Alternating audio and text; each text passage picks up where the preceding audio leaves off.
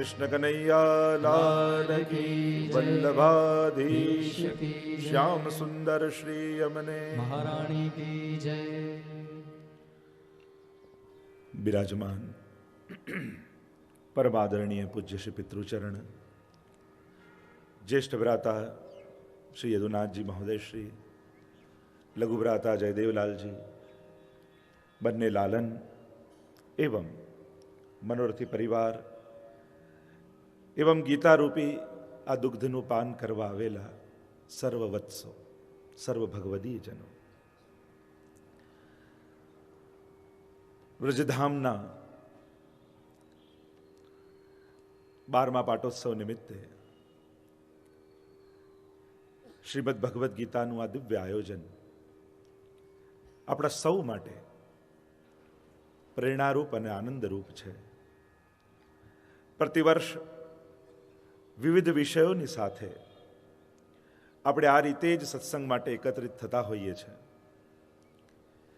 અને એક વર્ષ પૂર્વથી વૈષ્ણવો પ્રતીક્ષા કરતા હોય છે, કારણ કે આપણો ક્રમ એવો છે કે દર વર્ષે એક વર્ષ અગાઉ જ વિષય પૂજ્ય પિતૃચરણ ઘોષિત કરે અને વૈષ્ણવો એની દર વર્ષે પ્રતીક્ષા કરે કે ક્યારે એ દિવસ આવે અને આપણે એનો આનંદ કરીએ. સંયોગ સુંદર એ વાતનો છે કે પાટોત્સવ અને ગોકુલનાથજીનો પ્રાગટ્ય ઉત્સવ આ બંને એક જ દિવસે આપણે ઉજવતા હોઈએ છીએ અને આચાર્યના જન્મોત્સવની મનાવવાની આ સૌથી ઉત્તમ રીત છે. આપણે બધું જ કરીએ. જો હજી તો ગીતાજીમાં પ્રવેશ કર્યો નથી ને શંખનાદ પહેલેથી થઈ ગયો. એમ તો ઠાકોરજી પણ શંખ વગાડશે ગીતાજીમાં, પણ આ हमारा व्रजभक्तों शंख है. देखो यही फर्क है, क्योंकि अभी तक हमने भागवत जी का तो पान किया, अब गीता जी का पान. આ બંને શંખમાં ઘણો ફરક છે. નંદાલયમાં વાંગતો શંખ અને રણસંગ્રામમાં વાંગતા શંખમાં ભાગવતજીના કૃષ્ણ અને ગીતાજીના કૃષ્ણ આ બંનેનો જો સમાનતા જુઓ કે ભેદ જુઓ, નંદાલયના કૃષ્ણ છે ને એ વાંસળી વગાડે છે અને આ મહાભારતના કૃષ્ણ છે શંખ વગાડે છે.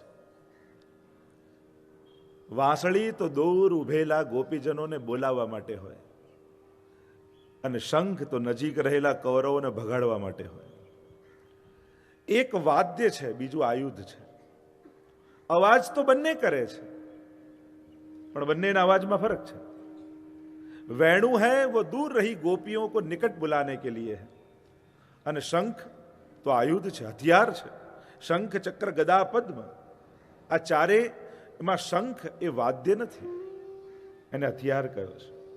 કારણ કે ભગવાન જ્યારે શંખ વગાડે ત્યારે એવો અવાજ એમાંથી પ્રગટ થાય કે શત્રુઓને એવો ભય પ્રગટ થાય કે બસ અમે ગયા, અમારો કાળ આવી ગયો અને રણસંગ્રામ છોડીને ભાગી જાય.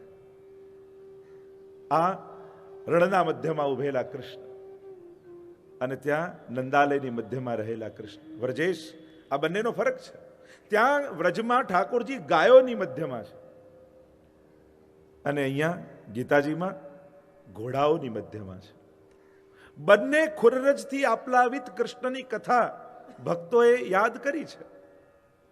गोपी गीत में देखिए तो गोपीजन याद करते हैं कैसे कृष्ण के बारे में. अटति भवान अन्हिकाननम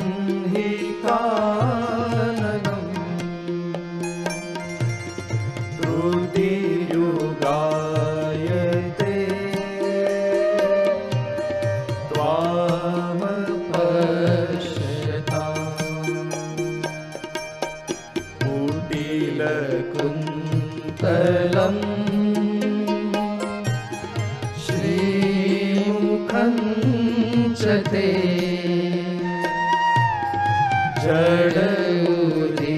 जडुदीक्षता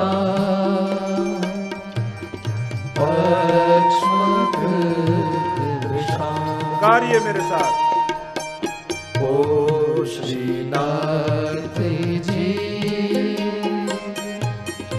आवजो तमे વાટ જોઈ રહ્યા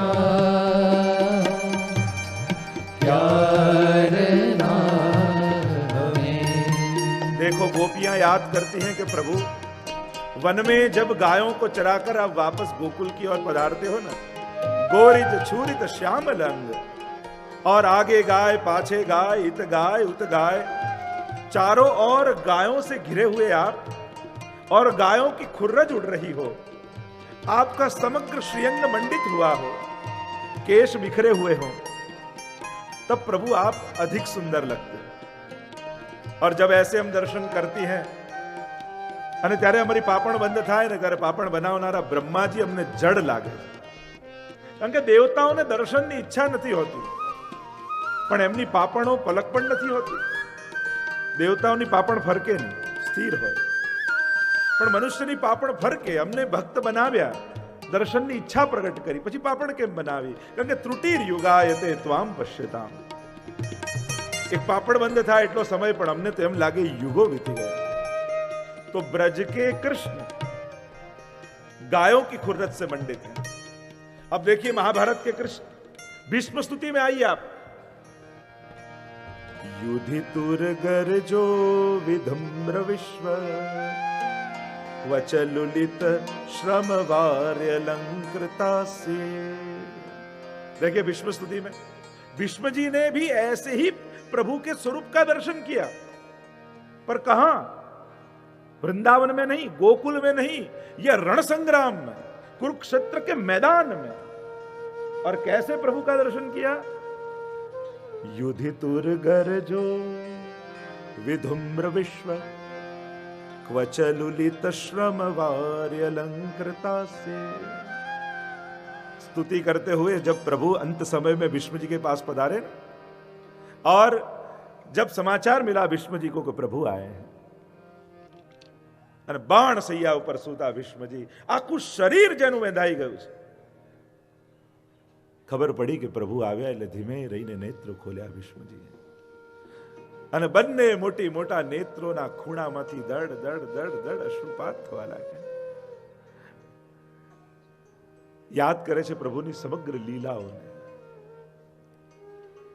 પોતાના જીવનને યાદ ન કર્યું કે મેં બાળપણથી વૃદ્ધાવસ્થા સુધી શું કર્યું, પ્રભુએ મારા પર કઈ કઈ કૃપાઓ કરી એને યાદ કરી. જો સાધારણ જીવ અને ભક્તોમાં ફરક છે. સાધારણ જીવોને મેં ભગવાન માટે શું કર્યું એને યાદ કરે. આટલી માળાઓ ફેરવી, આટલા યજ્ઞ કર્યા, આટલા દાન કર્યા, તોય પ્રભુ તે આમ કર્યું. આ તો ભક્ત છે ને, એ ભગવાનના ઉપકારોને યાદ કરે છે, ભગવાનની લીલાને યાદ કરે છે, પોતાના કરેલા સત્કર્મોને નથી વાગોળતા.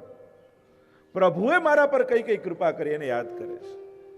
અને યાદ કરતા કરતા યાદ આવ્યું કે પ્રભુ આપના જેવો બીજો સખા વિશ્વમાં કોઈ ન હોઈ શકે.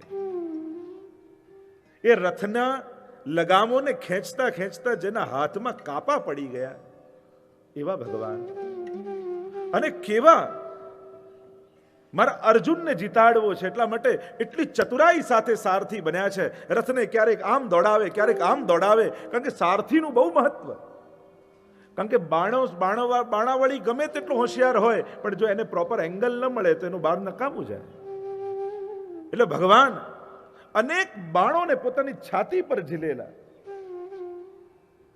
યાદ કરે છે કેવા ઘોડાઓની ખુરરજથી જેનું સમગ્ર શ્રીઅંગ મંડિત છે એવા પ્રભુ.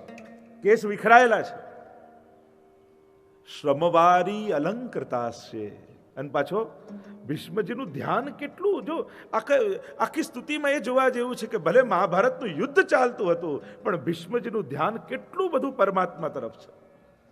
નહીં તો યુદ્ધના મેદાનમાં એ કોઈ જુએ કે કોના માથે પરસેવો આવે છે? ભીષ્મજી એનું ચિત્ત કેટલું પ્રભુમાં છે. અને એટલે જ તો ભીષ્મજી કહી શક્યા છેલ્લે, ઇતિમતિ રૂપ કલ્પિતા વિતૃષ્ણા ભગવતી સાત્વત પુંગવે વિભુમ્નિ. આ મતિ આપને ધરવાની છે. આટલી બારીકાઈથી જેણે પરમાત્માના સ્વરૂપનો અનુભવ કર્યો હોય ને, એ જ કહી શકે કે મારી બુદ્ધિ આપના સિવાય બીજે ક્યાંય હતી જ નહીં. શ્રમવારી અલંકૃતા હશે. ને યુદ્ધના મેદાનમાં આમ તેમ દોડતા પરમાત્મા જેના મસ્તક પર શ્રમ બિંદુઓ છે. અને પાછા ભીષ્મજી શું કહે છે? અલંકૃતા હશે. આપ કેટલા શોભી રહ્યા હતા. તો વિચાર કરો, કોઈના વાળ વિખરાયેલા હોય, ધૂળમાં લેપાયેલો હોય, પરસેવે રેપઝેપ હોય, એ સુંદર લાગે? ये तो बदसूरत लागे ना, एक ही सुंदर लागे. पर भीष्म जी कहते हैं कि आप तो बड़े सुंदर लग रहे थे. तो पूछा, इसमें आपको सुंदरता क्या दिखाई दी? तब भीष्म जी ने कहा, ये आपने जो श्रम किया ना, वो भक्त के लिए किया है, इसलिए आपकी सुंदरता और निखर गई है. આજે શ્રમ કર્યો એ ભક્ત માટે કર્યો, અર્જુન માટે કર્યો, એટલે આપની સુંદરતા અનેક ગણી વધી ગઈ છે. ભાગવતના કૃષ્ણ ને ગીતાના કૃષ્ણ, મહાભારતના કૃષ્ણ એક ગાયોની ખુરરતથી મંડિત છે, એક ઘોડાઓની ખુરરતથી મંડિત છે, એક વેણું વગાડે છે, એક શંખ વગાડે છે. ભાગવતના કૃષ્ણ સખાઓથી ઘેરાયેલા છે. આપુન ખાત ખવાવત ગ્વાલિન, સખાઓથી મંડિત છે.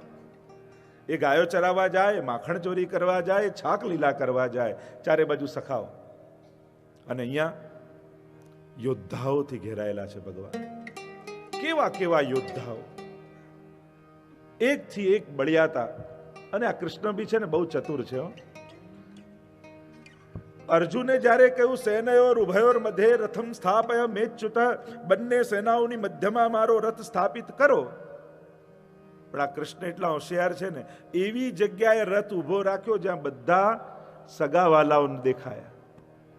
નહીં તો એવી જગ્યાએ રથ રાખી શકત કે જ્યાંથી અર્જુનને ક્રોધ આવત અને હમણાં બધાને મારી નાખું એવો જુસ્સો જાગી જાત. પણ આ ઈલાજ કરે, પણ એવો કરે ને કે જળમૂળમાંથી રોગ મટાડે. એટલે જાણી કરીને રથ એવી જગ્યાએ લઈ ગયા કે જ્યાં તો પિતામાં દેખાયા. અરે આમના ખોળામાં તો હું રમેલો છું, આમની પાસે તો વિદ્યા ભણેલી છે, મારા સસુર, મારા સાળા, મારા ભાઈ, મારા પિતૃઓ. આ મોહ ના જાગતો હોય ને તો આ મોહન એવો છે ને કે મોહ જગાડી દે.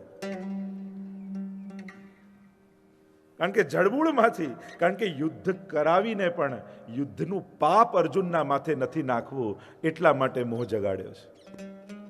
કારણ કે જ્યાં સુધી નિર્મોહી ન થાય, નષ્ટો મોહ સ્વતિર્લબ્ધા તત્પ્રસાદાન મયાચ્યુત સ્થિતોસ્મી ગત સંદેહ કરિષ્યે વચનમ તવ. આ બોલાવડાવું છે અર્જુનના મુખેથી ભગવાનને. અને જ્યાં સુધી આ ન નીકળે ત્યાં સુધી પ્રત્યેક વધ પાપ બને. કારણ કે મેં માર્યા. અને અહંકાર બંને પ્રકારના છે. હું મારીશ તો મરશે, આ મોહ છે. અને હું નહીં મારું તો નહીં મરે, આ પણ અહંકાર છે. એટલે ભગવાનને વાંધો ત્યાં જ આવ્યો છે ગીતાજીમાં. એમને અર્જુનને અહિંસા જાગી હતો તો ભગવાન કે ચાલ આપણે ઘરે બેસીને ધ્યાન કરીએ, માળા કરીએ, પાઠ કરીએ, જપ કરીએ. અહિંસા નથી, મોહ છે. મારા છે, ભલે પાપ કરે પણ મારે નથી મારો, કારણ કે મારા છે, મારા સંબંધી છે, મારા સગા છે. ભગવાનને વાંધો ત્યાં છે. અને અર્જુન કહે કે હું નહીં મારીશ ને, આગળ જેમ જેમ આપણે ચર્ચા નીકળશે એમ કરીશ. અને હું કોશિશ કરીશ કે 18 અધ્યાય 7 દિવસમાં પૂરા થાય. પ્રયાસ મારે પૂરેપૂરો જ રહેશે. અને છેલ્લા દિવસે યાદ અપાઈશ કે જો પહેલા દિવસે કીધું તો પૂરા થયા. એટલે આ પ્રયાસ તો કરીશું. કારણ કે યુદ્ધ 18 દિવસ ચાલ્યું, 18 અધ્યાય, 18 ની પણ કેટલી મહત્તા છે એની પણ ચર્ચા કરીશું. મારી પાસે તો 7 જ દિવસ છે, અને એટલા માટે એની ચર્ચાઓ થશે. ત્યાં ભાગવતના કૃષ્ણ ને ગીતાના કૃષ્ણ, એક ગાયોની મધ્યમાં, એક ઘોડાઓની મધ્યમાં, એક રણભૂમિમાં, એક રાસભૂમિમાં છે. આ રણ મધ્ય છે ભગવાન મહાભારત. રથની લગામો પકડીને ઉભા છે. ત્યાં તો યુદ્ધની વાતો છે, યુદ્ધ જીતવાની વાત છે. અને ભાગવતમાં રાસભૂમિમાં છે. ત્યાં તો આનંદનું દાન કરવાનું છે. એક જગ્યાએ કાળ દ્રષ્ટિ છે, બીજી જગ્યાએ કૃપા દ્રષ્ટિ છે. ભગવાન અર્જુનને કહે છે કે દ્રષ્ટિ માત્રથી મેં આયુષ્યનું હરણ કરી લીધું છે, તારે તો ખોળિયા પાડવાના છે. ગીતાજી વખતે મહાભારતના યુદ્ધ સમયે ભગવાનની દ્રષ્ટિમાં કાળ હતો. એટલે અર્જુનને કહે કે તું ચિંતા ન કરીશ, તું એમ ન માનીશ કે તારે મારવાના છે, તારે વધ કરવાનું છે. મેં દ્રષ્ટિ માત્રથી સર્વના આયુષ્યનું હરણ કરી લીધું છે. અને ત્યાં રાસમાં ગોપી ગીતમાં ગોપીજનો યાદ કરે છે, શરદુદાશયે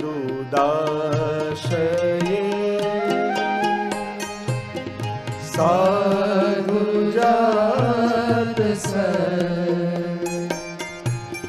સરસી જોદર શ્રી દૃશા સુરત નાથ તે શુલ્કદાસિકા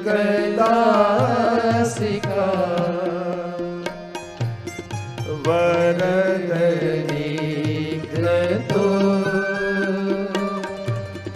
नेह किं वद।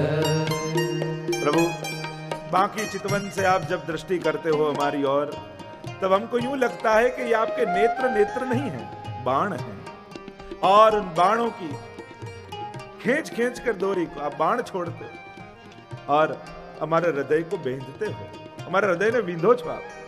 શું અમારો વધ નથી? તો વધ તો ત્યાંય છે, રાસમાં, અને વધ તો રણમાં છે, પણ બંનેમાં ફરક એ છે, ત્યાં રસસ માર્ગ પ્રમાણે વધ છે, અને અહીંયા તો યુદ્ધના અને શસ્ત્રોના સર્વશાસ્ત્ર પ્રમાણે ભગવાન એ રણભૂમિમાં આ દુષ્ટોનો, પાપીઓનો ઉદ્ધાર કરી રહ્યા છે। એકમાં યોદ્ધાઓની વચ્ચે છે, એકમાં સખાઓની વચ્ચે છે।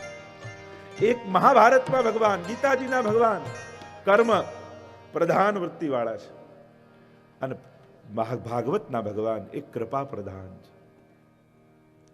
ત્યાં કર્મ ઉપર ભગવાન ભાર મૂકે છે અને ત્યાં કૃપા ઉપર મૂકે છે। તે એવો જો આ શંખનાદ થયો તો ભાગવતજી અને ગીતાજી બંનેની મતાને અનેક રીતે હજી ઘણી બધી આપણે સમાનતા કરી શકીએ। તો પછી તમે એમ કહેશો કે 7 દિવસમાં 18 અધ્યાય પૂરા ન થયા। બાકી તો એક એક એક એક એક લીલાઓને તમે જોવા જાઓ, કારણ કે ભાગવતજી એ પરમહંસોની સંહિતા છે, અને આ ગીતાજીમાં, મહાભારતમાં યુયુત્સવો છે, મુમુક્ષુઓ નથી। ભાગવતજીમાં તો મુમુક્ષુઓ છે, અને આ ગીતાજીમાં, મહાભારતમાં યુયુત્સવો છે। એક મુક્તિની ઈચ્છા વાળા છે અને એક યુદ્ધની ઈચ્છા વાળા છે, અને આ તત્વતઃ ભેદ ભાગવતજી ને ગીતાજીનો। વાત એક જ છે। મહાપ્રભુજી જેમ પૂર્વમાં પિતૃચરણે સુંદર વાત કરી કે પ્રમાણ ગ્રંથ રૂપે મહાપ્રભુજી આનો સ્વીકાર કરે છે। વેદાહ શ્રી કૃષ્ણ વાક્યાની વ્યાસ સૂત્રાણી ચૈવહી સમાધિ ભાષા વ્યાસસ્ય પ્રમાણમ તચ્ચતુષ્ટયમ। 4 પાયા ઉપર પુષ્ટિ માર્ગ છે। પૂર્વાચાર્યો, મહાપ્રભુજી પૂર્વ જેટલા આચાર્યો થયા એમણે પ્રસ્થાન ત્રયનો સ્વીકાર કર્યો, એટલે કે ગીતાજીનો સ્વીકાર તો સમસ્ત આચાર્યોએ કર્યો છે। કદાચ ભાગવતજીના સ્વીકાર માટે શાસ્ત્રાર્થ કરી શકાય, ચર્ચાઓ કરી શકાય, પણ ગીતાજી એવો ગ્રંથ છે કે જેનો સમસ્ત હિન્દુ ધર્મના આચાર્યોએ સ્વીકાર કરેલો છે। 4 પ્રમાણ ગ્રંથો, પ્રમાણ એટલે ઓથેન્ટિક ગ્રંથો જેને કહી શકાય। એક વસ્તુ સમજી લો, સંસ્કૃતમાં લખ્યું હોય એ બધું ધર્મ જ ન કહેવાય। ઘણી વાર એમ કહેવાય લોકો, એમ સંસ્કૃતમાં વાંચે એટલે કે આ બધું ધર્મ ના। ઓથેન્ટિસિટી કોની આજ્ઞા પ્રમાણિત માનવી, એના માટે 4 ગ્રંથો આપણને મળ્યા છે। વેદાહ, સૌથી પહેલા વેદ। આપણે ત્યાં ભગવાનને ન માને એને નાસ્તિક ન કહેવાય, વેદને જે ન માને એને નાસ્તિક કહેવામાં આવે છે। એટલે 6 આસ્તિક દર્શન, 6 નાસ્તિક દર્શન આપણે ત્યાં છે, કે જે વેદને ન પ્રમાણિત રૂપે ન સ્વીકારે, વેદને ફોલો ન કરે, એને નાસ્તિક કહ્યા છે આપણે ત્યાં। વેદાહ શ્રી કૃષ્ણ વાક્યાની। શ્રી કૃષ્ણ વાક્યાની એટલે ગીતાજીમાં ભગવાનના વચનો એને પ્રમાણ રૂપે માન્યા છે। જ્યારે જ્યારે ભગવાન બોલ્યા છે, જે ભગવાન બોલ્યા છે એને પ્રમાણ રૂપે સ્વીકારવામાં આવ્યા। વ્યાસ સૂત્રાણી એટલે કે બ્રહ્મસૂત્ર અને સમાધિ ભાષા। ભાગવતજીમાં 3 ભાષાઓ મહાપ્રભુજી માને છે, લૌકિક ભાષા, પરમત ભાષા અને સમાધિ ભાષા। તો ભાગવતજીની જે સમાધિ ભાષા છે એને પ્રમાણ રૂપે સ્વીકૃત કરવામાં આવી છે। તો એમાં રહેલું આ ગીતાજી, અનેક ધર્માચાર્યોએ પોતપોતાની મહત્તા એને સ્વીકાર કરાવી છે। દુનિયાભરમાં કેવલ હિન્દુ લોકો જ એને સ્વીકાર કરે એમ નહીં, પણ સમસ્ત માનવ માત્ર માટે આ ભગવદ્ ગીતા છે।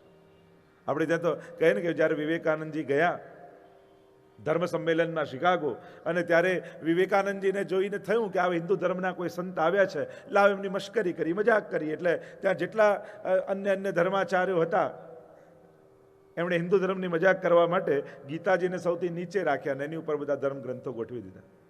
અને પછી વિવેકાનંદજીને કહ્યું, જો કેમ લાગે છે તમને આ જોઈને? વિવેકાનંદજીએ કહ્યું કે તમે જે કર્યું બિલકુલ બરાબર કર્યું છે. એટલે અમે તો મજાક કરવા માટે સૌથી નીચે ગીતાજીને રાખ્યા અને બધા ઉપર બીજા ધર્મ ગ્રંથો રાખ્યા, કે આમાં બરાબર શું છે? વિવેકાનંદજીએ કહ્યું, તમે જે કર્યું બિલકુલ બરાબર કર્યું છે, કે આ જેટલા ધર્મ ગ્રંથો છે એના મૂળમાં કોઈનું તત્વ જ્ઞાન હોય તો ગીતાજીનું જ છે. એટલે તમે જે કર્યું બરાબર કર્યું છે. એમને તો થયું અમે તો મજાક કરવા ગયા ને આ તો ઊંધું થઈ ગયું. એટલે સૌથી ઉપર ગીતાજીને રાખ્યા અને કહ્યું હવે કેમ લાગે છે? તો કહું તમે કર્યું એ બરાબર જ કર્યું છે. પેલું કે આમાં શું બરાબર? કે હા, જેટલા ધર્મ ગ્રંથો છે એ બધાના તત્વજ્ઞાનમાં કોઈનું સિરમોર તત્વ જ્ઞાન હોય તો એ ગીતાજીનું જ છે. એટલે તમે ઉપર રાખીને બિલકુલ બરાબર કર્યું છે. એમને થયું કે અમે મજાક કરવા જઈએ છીએ, ના તો ઊંધું થાય છે. એટલે બધા ધર્મ ગ્રંથોની વચ્ચે રાખી દીધા, અડધા નીચે અડધા ઉપર ને વચ્ચે ગીતા. હવે કેમ લાગે છે? કે આ બિલકુલ બરાબર તમે કર્યું. આ બધા ધર્મ ગ્રંથોના હાર્દમાં કોઈ તત્વ જ્ઞાન હોય તો એ ગીતાજીનું જ તત્વ જ્ઞાન રહેલું છે. આવો ગીતાજીનો ગ્રંથ મોટા મોટા વિદ્વાનો, મહાપુરુષો, વૈજ્ઞાનિકો, અંગ્રેજો પણ માથે રાખીને ગીતાજીને નાચ્યા છે. એવું તત્વ જ્ઞાન ગીતાજીમાં છુપાયેલું છે. અને એટલા માટે ગીતાજીના મહાત્મ્યને કહેતા કહ્યું, ગીતા સુગીતા. આ એ ગીતા કિમન્યહિ શાસ્ત્ર વિસ્તરેહિ. અન્ય શાસ્ત્રોની શું જરૂર છે જેણે ગીતાજીનો આશ્રય કરી લીધો છે? કારણ કે સર્વ શાસ્ત્રોનો સાર ક્યાંક હોય તે શ્રીમદ ભગવદ્ ગીતામાં છે. કારણ કે સાક્ષાત પદ્મનાભ શ્રી કૃષ્ણના મુખમાંથી સરેલી આ સરિતા છે. સ્વયં ભગવાને કહ્યું છે. જો ભગવાનને સમજવાનો અવસર એટલે ભાગવત કથા, અને ભગવાનને સાંભળવાનો અવસર એટલે ગીતાની કથા. આપણે આખી જિંદગી બધાનું સાંભળીએ છીએ. આ 7 દિવસ તમને એવા મળ્યા છે કે આ 7 દિવસ ભગવાન બોલશે અને આપણે બધા જ સાંભળીશું. ભગવાનને સાંભળવાનો અવસર મળ્યો છે આપણે. આ પ્રભુના વચનો છે. કારણ કે ભગવાનને જોવા માટે તો કલાકો લાઈનમાં ઊભા રહીએ, દર્શન થઈ જાય, દર્શન થઈ જાય, પણ એને સમજવા માટે થોડી ક્ષણો કાઢતા નથી કે ભગવાન સમજાઈ જાય. કારણ કે જે ક્ષણે ભગવાનને સમજીશું ને, પછી જીવનની કોઈ પણ ઘટનાઓ આપણને એના પ્રત્યે અભાવ નહીં લાવે. આ ભગવાનને સમજવાનો એક અવસર મળ્યો છે આપણને, ભગવાનને જાણવાનો એક અવસર છે. અને ભગવાનને જાણવા માટે ભગવાનથી અધિક બીજું કોણ સમજાવી શકે? અને જે ક્ષણે પ્રભુ સમજાઈ જાય પછી ઘટનાત્મક જગત નહીં લાગે, પછી લીલાત્મક જગત લાગશે. કારણ કે ઘટનાઓ રૂપે જીવનને જુઓ ને તો આ સારું ખરાબ, સારું ખરાબ, સુખ દુઃખ, સુખ દુઃખ. પણ લીલાત્મક રૂપે જુઓ ને તો તથૈવ તસ્ય લીલેતિ મત્વા ચિંતામ ધૃતમ त्यजेत. ये सब उसकी लीला है. आनंदस्य हरेर लीला. महाप्रभु जी कहते हैं प्रभु की प्रत्येक लीलाएं आनंद रूप है. અને એટલા માટે પછી તો આનંદ થાય. એવી આ ગીતાજીની કથા એના સ્વરૂપને સમજાવતા મહાત્મ્ય ગીતાજીનું સમજાવ્યું. સર્વોપનિષદો ગાવો દોગ્ધા ગોપાલ નંદન પાર્થો વત્સ સુધીર ભોક્તા દુગ્ધમ ગીતામૃતમ મહ. સર્વોપનિષદો ગાવો દોગ્ધા ગોપાલ નંદન પાર્થો વત્સ સુધીર ભોક્તા दुग्धम गीतामृतम महत्. बड़ी सुंदर बात समझाई महात्म्य में. सर्वो उपनिषदो गावो. જેટલા પણ ઉપનિષદો છે ને, વેદમાં જે જ્ઞાન કાંડ છે, એ સર્વ ઉપનિષદો ગાય છે. देखो भागवत जी में भी महात्म्य में ये कहा जाता है कि भागवत जी भगवान को गाय बना देता है. ઘણા બધા અવતારો ભગવાનના છે, 24 અવતારમાં. એમાં ગાયનો અવતાર કયો? કે જ્યારે જ્યારે ભાગવત કથા થાય ને ત્યારે ભગવાન ગાય બની જાય. કારણ કે મહાત્મા કહ્યું યત્ર યત્ર ચતુર્વક્ત્ર શ્રીમદ ભાગવતમ ભવેત ગચ્છામિ તત્ર તત્રાહમ ગૌર યથા સુતવત્સલાહ. જ્યારે ભાગવત કથા સાંભળવા જીવ નીકળે ને ઘરેથી, ત્યારે ભગવાન એની પાછળ પાછળ જાય. કઈ રીતે? તો મહાત્મા કહ્યું કે ગાય જેમ વાછરડાની પાછળ પાછળ જાય ને, એ રીતે ભગવાન પણ જીવને વહાલ કરતા કરતા એની પાછળ પાછળ આવે છે. એમ જ અહીંયા પણ ગીતાના મહાત્માને સમજાવતા કહ્યું સર્વ ઉપનિષદો ગાવો. સર્વ ઉપનિષદો ગાય રૂપ છે. ઓર દોગ્ધા ગોપાલ નંદન. અને એને દોહનારું કોણ? તો કે ગોપાલ નંદન શ્રી કૃષ્ણ.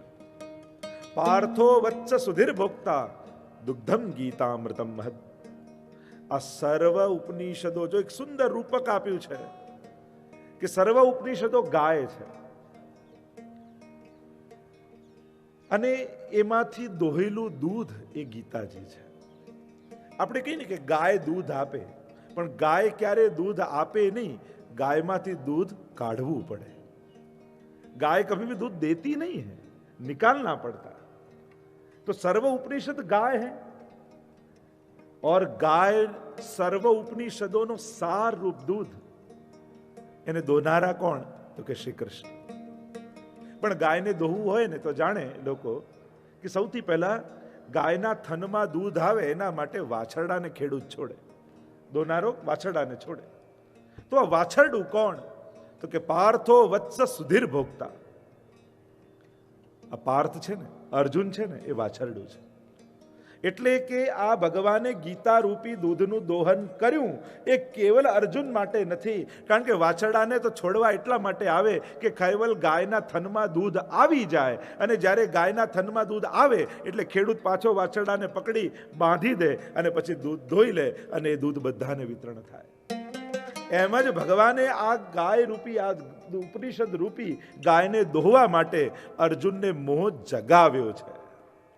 એટલે મોહ જગાવીને છોડ્યો છે જેથી આ ગાયનું દોહન થઈ શકે. અને એટલા માટે જ્યાં અર્જુનને છોડ્યો અને થનમાં દૂધ આવ્યું અને દૂધ દોહવાની જ્યારે તૈયારી થઈ એટલે ભગવાને અર્જુનને લઈ લીધો અને દૂધને દોહી આપણા બધાને દૂધનું પાન કરાવ્યું છે.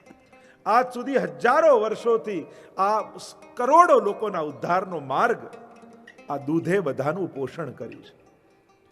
અને એટલા માટે આનો ભોગતા કોણ? પાર્થો વત્સ સુધીર ભોગતા. સુધી, ધી એટલે બુદ્ધિ, જેની બુદ્ધિ સુધી છે એ જ ગીતાજીનો અધિકારી છે. વત્સ તો છે પણ આનો ભોગતા કોણ? પાર્થ ભોગતા નથી, એ કેવલ ઉદ્દીપક ભાવ રૂપ છે. જેમ ઉદ્દીપક હોય એને કારણે એ લીલા થાય, પણ પાર્થને કારણે આ લીલા થઈ, આ ઘટના ઘટી.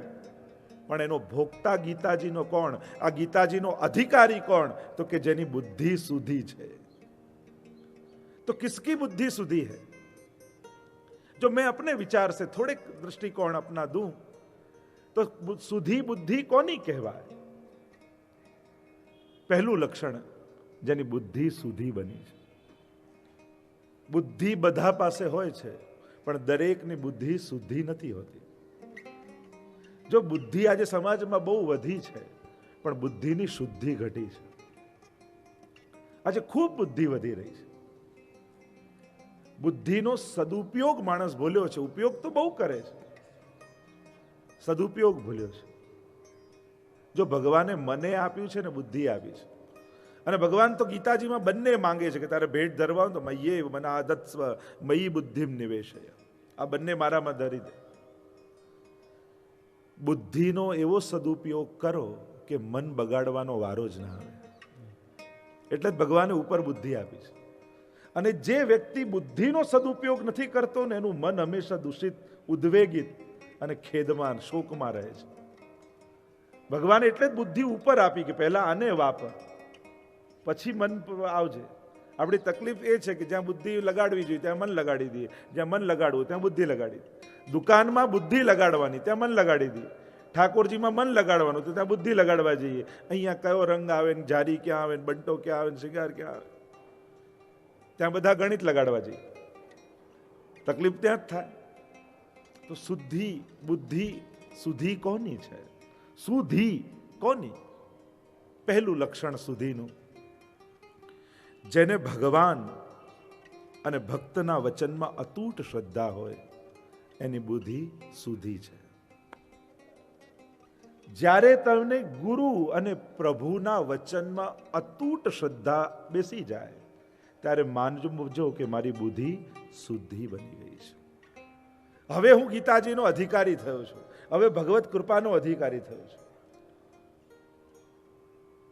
ભગવાનના વચનોને સાંભળીએ છે ખરા, એટલે ભગવાનને માનીએ પણ ભગવાનનું ન માનીએ, ભાગવતને માનીએ પણ ભાગવતનું ન માનીએ, ગીતાને માનીએ પણ ગીતાનું ન માનીએ. શું વલ્લભ અને શ્રીજીના વચન પર શ્રદ્ધા ખરી આપણને? આ બુદ્ધિ સુધી બની એનું પહેલું લક્ષણ પ્રભુ અને ભક્ત અથવા ગુરુના વચનમાં અતૂટ શ્રદ્ધા. શ્રદ્ધા જ મારી લઈ ગઈ મને મંઝિલ સુધી, રસ્તાઓ ભૂલી ગયો તો દિશાઓ ફરી ગઈ. તમારી શ્રદ્ધા તારે છે માણસ. એમ ભલે કહ્યું કે શ્રદ્ધાનો હોય વિષય તો પુરાવાની જરૂર નથી, પણ જ્યાં પુરાવા હોય ત્યાં જ શ્રદ્ધા બેસાડવી. શ્રદ્ધામાં પુરાવાની જરૂર ન હોય, પણ શાસ્ત્ર પ્રમાણિત જ્યાં શ્રદ્ધા હોય ત્યાં જ બુદ્ધિને લગાવવી. અને એટલા માટે શાસ્ત્ર વચન પર શ્રદ્ધા. આજે હિન્દુ સમાજની સૌથી મોટી તકલીફ એ જ છે, અંધશ્રદ્ધાઓ સમાજમાં એટલે જ વધી રહી છે. મૂળ ધર્મ ગ્રંથો આપણે વાંચતા નથી અને એના ઉપર શ્રદ્ધા રાખતા નથી. મૂળ ધર્મ ગ્રંથોનું વાંચન થવું જોઈએ. જેટલું ક્રિશ્ચનને બાઇબલ વિશે ખબર હોય છે, જેટલું મુસલમાનને કુરાન વિશે ખબર હોય છે, શું એટલું હિન્દુઓને આપણા ગીતા અને ભાગવતજી વિશે ખબર છે? લોકોને તો ભાગવતજી અને ગીતાજીમાં શું ફરક એ ખબર નથી હોતું. તો આ કરુણા છે આપણા ધર્મની કે આપણે મૂળ ધર્મ ગ્રંથોનું સેવન નથી કરતા, એને સાંભળતા નથી. પહેલું લક્ષણ ભગવદ વચન અને ભગવદીઓના વચન પર શ્રદ્ધા ન હોવી. ભગવાન દુર્યોધનને સમજાવવા ગયા છે, છેક સુધી પ્રયાસ કર્યો છે પ્રભુએ, દુર્યોધન માન્યો નથી. અને જે ભગવાનના વચન પર શ્રદ્ધા નથી રાખતો એનો નાશ નિશ્ચિત હોય છે. એને પછી કોઈ બચાવી શકતું નથી. સંસાર સમજાવે અને સંસારનું ન માને તો છેલ્લે ભગવાને સમજાવવા આવતા હોય છે. અને આપણને બધાને, એવું નથી કે દુર્યોધનને જ, ભગવાન સીધા નહીં આવે પણ કોઈની જીભનો ઉપયોગ કરી આપણને સમજાવે છે. ચોક્કસ એ આપણી સમજ જોઈએ કે હમણાં આ વ્યક્તિ નથી બોલતો, હમણાં ભગવાન મને કહી રહ્યા છે. એટલી સમજ આપણી હોવી જોઈએ. પણ દરેકને છેલ્લે ભગવાન સમજાવવા આવે પણ ભગવાનના વચન ન માને તો પછી એના જીવનમાં ક્લેશ આવે છે, ઉદ્વેગ આવે છે. તો સુધી એ છે જેને ભરોસો છે. બીજું લક્ષણ સુધીનું, જે વિપરીત પરિસ્થિતિઓમાં પણ ભગવાનની કૃપાને જોઈ શકે છે એની બુદ્ધિ સુધી છે. એ ગીતાજીનો અધિકારી છે. અનુકૂળ સંજોગોમાં તો ભગવાન દેખાય, પણ વિપરીત સંજોગોમાં પણ જે ભગવાનની કૃપાને જોઈ શકે એની બુદ્ધિ સુધી છે. અને કઠિન છે, સહેલું નથી. આપણે બધા સાધારણ જીવો, સંસારમાં રહેનારા જીવો, આપણને અનુકૂળતા ગમે, આપણે ધાર્યું હોય એ થાય એ ગમે, પણ જ્યારે વિચાર્યું ન હોય એવું બને અને ત્યારે પણ જે ભગવાનની કૃપાને જોઈ શકે તો માનજો આ ગીતાજીનો અધિકારી છે. આ ભગવદ વાણીના ગ્રહણ કરવાનો અધિકારી છે. ત્રીજું લક્ષણ કયું? જેને બીજાનું સુખ જોઈ મનમાં ક્યારેય ઈર્ષા ન જાગે એ સુધી છે. બહુ જ અઘરું છે. સુખી વ્યક્તિને જોઈને આશીર્વાદ આપવા અઘરા છે, મનમાંથી દુઆ નીકળવી અઘરી છે. દુખીને મદદ કરવા બધા જ ઊભા રહી જાય છે. દરેકને મદદ કરવાની ઈચ્છા થાય, બિચારો દુખી છે, બિચારો. આપણને બિચારાઓને જ મદદ કરવામાં રસ છે. પાડોશી સુખી હોય તો ઈર્ષા થાય, એક્સિડન્ટ થયું હોય તો મદદ કરવા પહોંચી જઈએ, બિચારો તકલીફમાં છે. એટલે કે આપણી કરુણા, આપણી દયા, આપણું કર્મ હોય છે પણ સ્વભાવ નથી બની શકતો. અને જ્યાં સુધી સદગુણો સ્વભાવ નહીં બને ને ત્યાં સુધી સત્કર્મો આપણને થકવી નાખશે. તમે વધારે વાર સત્કર્મ નહીં કરી શકો. જ્યાં સુધી સદગુણો અને સત્કર્મો કેવલ કર્મ જ બન્યા રહેશે તો વધારે વાર તમે નહીં કરી શકો. અને જ્યારે તમારો સ્વભાવ બની જશે પછી જેટલું કરશો એટલો આનંદ આપનારા બની જશે. સુધી એ છે કે જે બીજાનું સુખ જોઈને જેના મનમાંથી દુઆઓ નીકળે છે, આશીર્વાદ નીકળે છે. બસ એટલી સમજ મુને પરવરદિગાર દે. બસ એટલી સમજ મુને પરવરદિગાર દે. સુખ જ્યારે જ્યાં મળે ત્યાં, સુખ જ્યારે જ્યાં મળે ત્યાં, બધાના વિચાર દે. બસ એટલી સમજ મુને પરવરદિગાર દે. બસ એટલી સમજ મને પરવરદિગાર દે. સુખ જ્યારે જ્યાં મળે ત્યાં બધાના વિચાર. આ સુધીનું લક્ષણ. ચોથું લક્ષણ સુધીનું, જેના હૃદયમાં નિષ્કામ ભક્તિ જાગી હોય એ સુધી છે. ભગવદ્ ગીતામાં ભગવાન વારંવાર સમજાવશે કર્મનો આનંદ માણવાનો, અને એની તો ચર્ચા જેમ જેમ હમણાં વિસ્તાર નથી કરતો એ વાતનો. નિષ્કામ ભક્તિ જેના હૃદયમાં પ્રગટી હોય સુધી. પાંચમું લક્ષણ સુધીનું, જે ગુરુ અને સંતોની આજ્ઞામાં રહેતો હોય એ સુધી છે. કારણ ગીતાજીમાં સંવાદ બે જણનો છે, વ્યક્તિઓ બે છે, પણ સંબંધો ચાર છે. તમને બે જ વ્યક્તિ મળશે, પણ જ્યારે જ્ઞાન લેવાનું હતું ત્યારે શિષ્યસ્તેહમ સાધિમામ ત્વામ પ્રપન્નમ, શિષ્ય બની ગયા અને ગુરુ વચન પર ભરોસો. છઠ્ઠું લક્ષણ સુધીનું, જેના હૃદયમાં પાપ માટે ગ્લાનિ પ્રગટ થઈ જાય એ સુધી છે. તમને જો હું પ્રશ્ન કરું કે કોઈનું દુઃખ જોઈને તમારે આંખમાં છેલ્લે ક્યારે આંસુ આવેલા, યા બીજો પ્રશ્ન કરું કે પોતાના પાપનો વિચાર કરીને તમે છેલ્લે ક્યારે રડ્યા હતા કે મારાથી આવું કેમ થાય, મારાથી આમ કેમ બન્યું? પોતાના અપરાધને યાદ કરીને તમે ક્યારે રડ્યા હો? આ સુધીનું લક્ષણ છે. તો સુધીર ભોગતા દુગ્ધમ ગીતામૃતમ મહત, આ ગીતાજી રૂપી દુગ્ધનું જે ભગવાને દોહન કર્યું છે અને સર્વને દાન કર્યું છે, એ આ ગીતાજી જેને 7 દિવસ સુધી આપણે અવગાહન કરવાના છીએ, એવો આ હિન્દુ ધર્મનો એક શ્રેષ્ઠ અને મહાનતમ ગ્રંથ આ ભગવદ્ ગીતાજી એ કોઈ સ્વતંત્ર ગ્રંથ નથી. મહાભારતનો જ એક અંગ છે અને ગીતાજી એ કોઈ લાઈવ ટેલિકાસ્ટ નથી. 18 પર્વો મહાભારતમાં છે. થોડો ગીતાજીનો પરિચય તમને કરાવી દઉં અને પછી પ્રવેશ કરાવું. મહાભારતમાં 18 પર્વો છે અને ભીષ્મ પર્વને અંતર્ગત આ ગીતાજી આવે છે. ઘણી વાર આપણે ત્યાં એક હિન્દુ ધર્મમાં એવી માન્યતા થઈ ગઈ કે મહાભારત વાંચો તો ઘરમાં મહાભારત થાય. હા, તો ભાગવતજીની રાસની કથા વાંચો છો, રાસ થાય છે.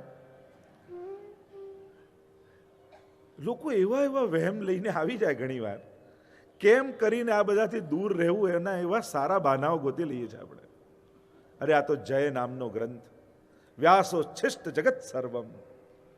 આ જેટલું કહેવાયું છે, કહેવાઈ રહ્યું છે અને કહેવાશે એ બધું વ્યાસજીએ કહી દીધું છે. મહાભારતની બહાર કોઈ વિષય નથી. સર્વ વિષયોનું સંકલન શ્રી મહાભારતમાં છે. જય જય નામથી એમને ઓળખવામાં આવે, જય ગ્રંથ નામથી મહાભારતને ઓળખવામાં આવે. સર્વનું સંકલન છે. અદ્ભુત ગ્રંથ છે મહાભારત. હું તો કહું પ્રત્યેક વ્યક્તિ એકવાર જીવનમાં મહાભારત વાંચવું જોઈએ. જો ઘર ઘરમાં યુદ્ધ ટાળવા હોય ને તો મહાભારત વાંચવું જોઈએ. ઘણા યુદ્ધો ટળી જશે. એ તો ગીતાજીમાં આપણે જોઈશું. મારે કોઈ ગીતાજી એ રીતે નથી કરવા કે બસ 7 દિવસ તમે બધા સંન્યાસ ગ્રહણ કરીને ઘર છોડીને નીકળી જાઓ. મારે તો એ રીતે કરવા છે કે ઘરમાં, સંસારમાં પણ સંન્યાસી તરીકે કેમ તમે જીવી શકો એનો આપણે પ્રયાસ કરવાનો છે. કે એક સાચા વૈષ્ણવ બનીને કેમ રહી શકાય ઘરમાં, એનો ઉપાય ગોતવાનો છે. નહીં તો મોટા ભાગના લોકો ગોલોક ધામ કેમ મળે, મારું આ લોક કેમ સુધરે, પરલોક કેમ સુધરે, એની ચિંતામાં જીવન સુધારવાનું ભૂલી જઈએ છીએ. મૃત્યુ સુધારવામાં જીવન સુધારવાનું આપણે બધા ભૂલી ગયા. અને મોટા ભાગે ઘણા લોકો નહીં, મારા ગયા પછી આ કરજે, પેલું કરજે, ફલાણું કરજે, પણ જાતે જ કરી જાઓ ને. ગયા પછીના પ્લાનિંગો કેમ કરીએ છીએ આપણે? આપણી હાથે આનંદ કરીને ન જોઈએ, આપણી આંખની સામે જોઈને ન જઈએ. એવા ટેન્શનથી જવું કે પેલો કરશે કે નહીં, કરી તો ગયા છીએ, બધું મૂકી તો ગયા છીએ, પેલો વાપરશે કે નહીં, એવી ચિંતા લઈને જવું. એના કરતાં હાથે કરીને આનંદ કરીને ન જઈએ. જો લઈ જવાની તો કોઈ વ્યવસ્થા નથી, આટલું મૂકીને ગયા એવા અફસોસ સાથે જવું છે કે આટલું આપીને ગયા એનો આનંદ કરીને જવું છે, એ તમારે નક્કી કરવાનું. તો આ મહાભારત 18 પર્વ, અને એમાં ભીષ્મ પર્વમાં 24 સુધી તો યુદ્ધનું વર્ણન આદિ આવે છે, અને 24 થી 42 સુધી પર્વ સુધી આખું આ ગીતાજીનું વર્ણન છે. ભગવાને ઘણી કોશિશ કરી છે કે આ યુદ્ધ ટળી જાય. ઘણા લોકો એમ કહે કે ભગવાન કૃષ્ણ યુદ્ધ કરાવ્યું. ના, પ્રભુએ તો છેક સુધી કોશિશ કરી કે યુદ્ધ ન થાય. અને છેલ્લે દુર્યોધનને સમજાવવા માટે પણ ગયા છે. ભાગવતજી આદિમાં કથા આપણે જોઈએ છે કે દુર્યોધનને ત્યાં પ્રભુ આવ્યા છે અને કહ્યું છે કે તું પાંડવોને 5 ગામ આપી દે, હું તને વિશ્વાસ આપું છું કે પાંડવો યુદ્ધ નહીં કરે. પણ દુર્યોધનની બુદ્ધિ બગડી છે. કહ્યું કે સોયની નોકમાં જેટલી જગ્યા હોય ને એટલી જગ્યા પણ યુદ્ધ વગર નહીં આપ. અને ત્યારે ભગવાને કહ્યું તો હવે થઈ જવા દે યુદ્ધ. પ્રયાસ કર્યો છે, અને જ્યારે યુદ્ધ નિર્ધારિત થયું અને પછી તો બધા જ પોતપોતાના પક્ષમાં બધા જ રાજાઓને કરવા માટે પ્રયાસ કરવા લાગ્યા. કોણ પાંડવોના પક્ષમાં રહેશે, કોણ કૌરવના પક્ષમાં રહેશે, એના માટેનો એક પ્રયાસ શરૂ થઈ ગયો. અને કથા આવે છે ને કે જ્યારે દુર્યોધન અને યુધિષ્ઠિર બંને આવ્યા દ્વારિકા, કે ભગવાન કૃષ્ણ કોના પક્ષમાં. હમણાં એનો વિસ્તાર નહીં કરું, પણ જેમ આપણે કથા સાંભળીએ છીએ એમ પેલો દુર્યોધન મસ્તક પાસે આવીને બેસો, યુધિષ્ઠિર ચરણ પાસે આવીને બેઠા, અને પહેલી દ્રષ્ટિ પડી યુધિષ્ઠિર તરફ. અને પહેલા જેને જોયા એનો અધિકાર પહેલો. ભગવાને 2 ઓપ્શન આપ્યા કે મારી સેના એક બાજુ છે ને એક બાજુ હથિયાર વગરનો હું છું, અને મારી પ્રતિજ્ઞા છે કે યુદ્ધના સમયે હું હથિયાર નહીં લઉં. નક્કી કરો કોની જરૂર છે. દુર્યોધનને ટોળામાં શક્તિ લાગે છે, સેનામાં. સાધારણ બુદ્ધિવાળાને એમ લાગે કે વધારે મળ્યું એમાં તાકાત છે. યુધિષ્ઠિર જાણે છે જ્યાં ભગવાન છે ત્યાં જ વિજય છે. મહાભારતના યુદ્ધની મજા જ એ છે, સમજવાનું એ જ છે કે જેટલા સામે પક્ષે છે એ બધાને ખબર છે કે જ્યાં કૃષ્ણ હોય ત્યાં જ વિજય હોય છે. એ ભીષ્મજી પણ જાણે છે, દ્રોણાચાર્ય જાણે છે, કૃપાચાર્ય જાણે છે. ભલે કૌરવના પક્ષમાં સામે ઊભા છે, પણ બધાને ખબર છે કે જીતવાનું કોણ છે. એવી કથા કહેતા હોય છે કે દુર્યોધનને એમ થયું કે આ યુદ્ધમાં જીતશે કોણ. તો સહદેવ હતો ને, ત્રિકાળ જ્ઞાની હતો, તો કે એને પણ એને પૂછો તો ખાવ કે. એટલે સહદેવ પાસે એને થયું કે લાવ પૂછું કે આ યુદ્ધમાં જીતશે કોણ.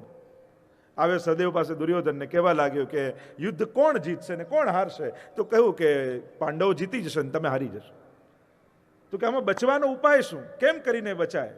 તો કે કોઈ મહાપુરુષ તને શરણ આપે, શરણે રાખે તો તું જીતે.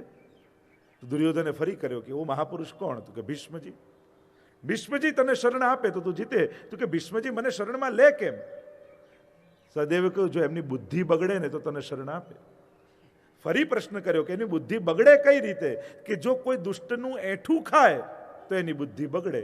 તો દુર્યોધને ફરી પૂછ્યું કે ઓ દુષ્ટ કોણ. તો સહદેવ કે તું, કારણ કે બધાને મારીને તારે જીતવું છે અને તારે જીવવું છે, તો તારા કરતા મોટો દુષ્ટ કોણ હોય. તો બધાને સામે પક્ષે ખબર છે કોણ જીતવાનું છે, બધા જ જાણે છે.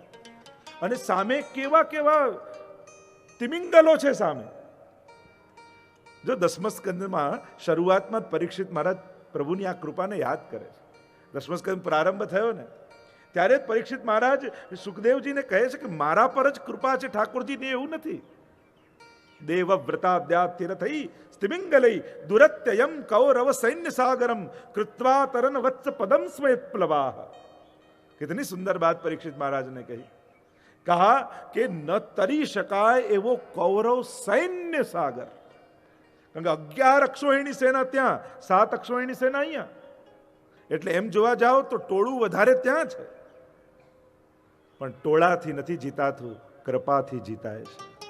જીવનમાં હંમેશા યાદ રાખવું, વધારે સાધન મળી ગયા, વધારે લોકો ભેગા થઈ ગયા, એનાથી સફળતા આવશે એ કોઈ ખાતરી ના આપી શકે. સફળતા ત્યાં જ હોય છે જ્યાં ભગવાન હોય છે. યત્ર યોગેશ્વર કૃષ્ણ યત્ર પાર્થો ધનુર્ધર તત્ર શ્રી વિજયો ભૂતિર ધ્રુવા નીતિર મતિર મમ. જ્યાં પુરુષાર્થ રૂપ અર્જુન અને કૃપા રૂપ કૃષ્ણ, આ બંનેનું સુભગ મિલન હોય ત્યાં જ વિજય હોય છે. અને એટલા માટે પરીક્ષિત મહારાજ કહે છે, અને કેવા સામે તિમિંગલો છે કે જે મોટા મોટા તિમિંગલો એટલે આખી સેનાને ગળી જાય એવા તિમિંગલો. અને એમાં પણ અષ્ટચિરંજીવીમાં જોવા જાઓ તો અશ્વત્થામા, બલિર્વ્યાસો, હનુમાશ, વિભીષણ, કૃપા પરશુરામશ્ચ સપ્તૈતે ચિરજીવીન. 2 જણા તો ચિરંજીવી, એમાં ભીષ્મજીને તો ઈચ્છા મૃત્યુનું વરદાન કે જેને કોઈ મારી ન શકે. અશ્વત્થામા અમર, કૃપાચાર્ય અમર, અને ભીષ્મજી ઈચ્છા મૃત્યુ, પોતે કહે ત્યારે મૃત્યુ આવે. હવે વિચાર કરો, એ સેનાને હરાવવી કઈ રીતે? અસંભવ. પણ કઈ રીતે જીતી ગયા? પ્રભુની કૃપાથી. કૃત્વા તરન વત્સ પદમ સ્મેત પ્લવા. માનો એક બછડા હો ને, ગાય કા નાનકડું વાછરડું ચાલતું ચાલતું જતું હોય ને, માટી ભીની થઈ હોય, કીચડ થયું હોય, અને વાછરડાનું પગલું પડ્યું હોય ને, કેવો નાનો ખાડો પડે.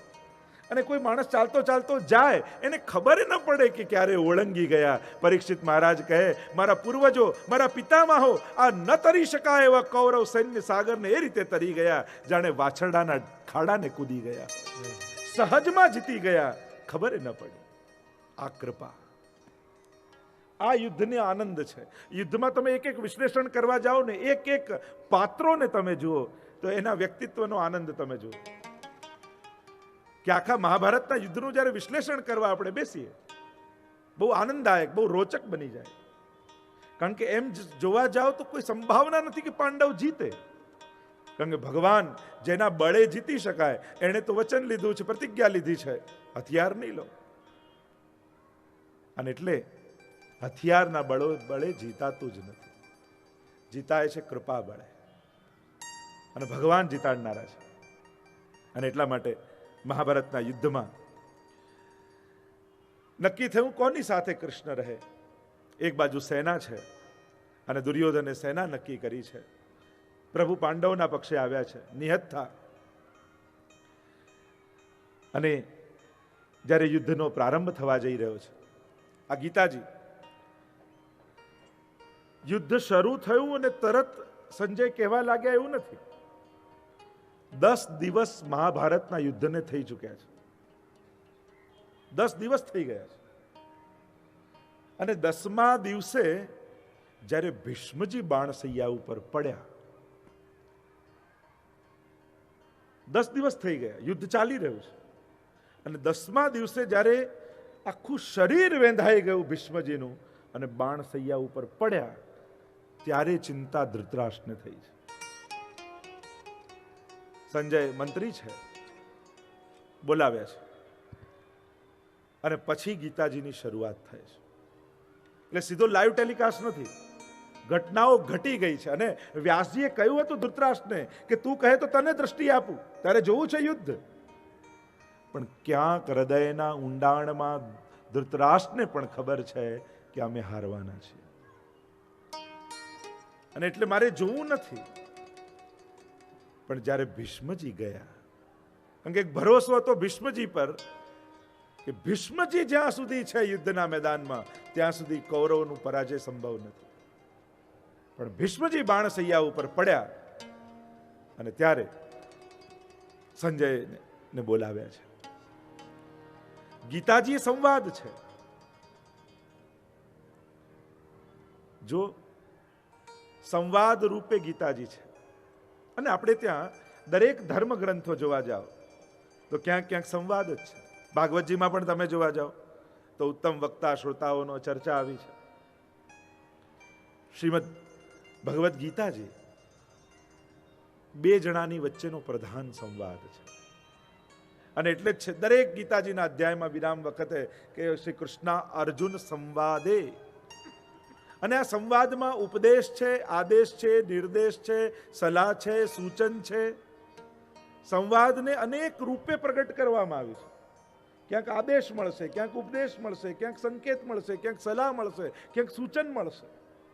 ભગવાન બધી રીતે સંવાદ કરી રહ્યા છે અર્જુન સાથે. કારણ કે આ મહાભારતના યુદ્ધ સમયે ચારે બાજુ ગીતાજીમાં જુઓ તો પ્રેક્ષક, નિરીક્ષક, ઉપદેશક, શિક્ષક, અનેક પ્રકારના વ્યક્તિઓ તમને જોવા મળશે.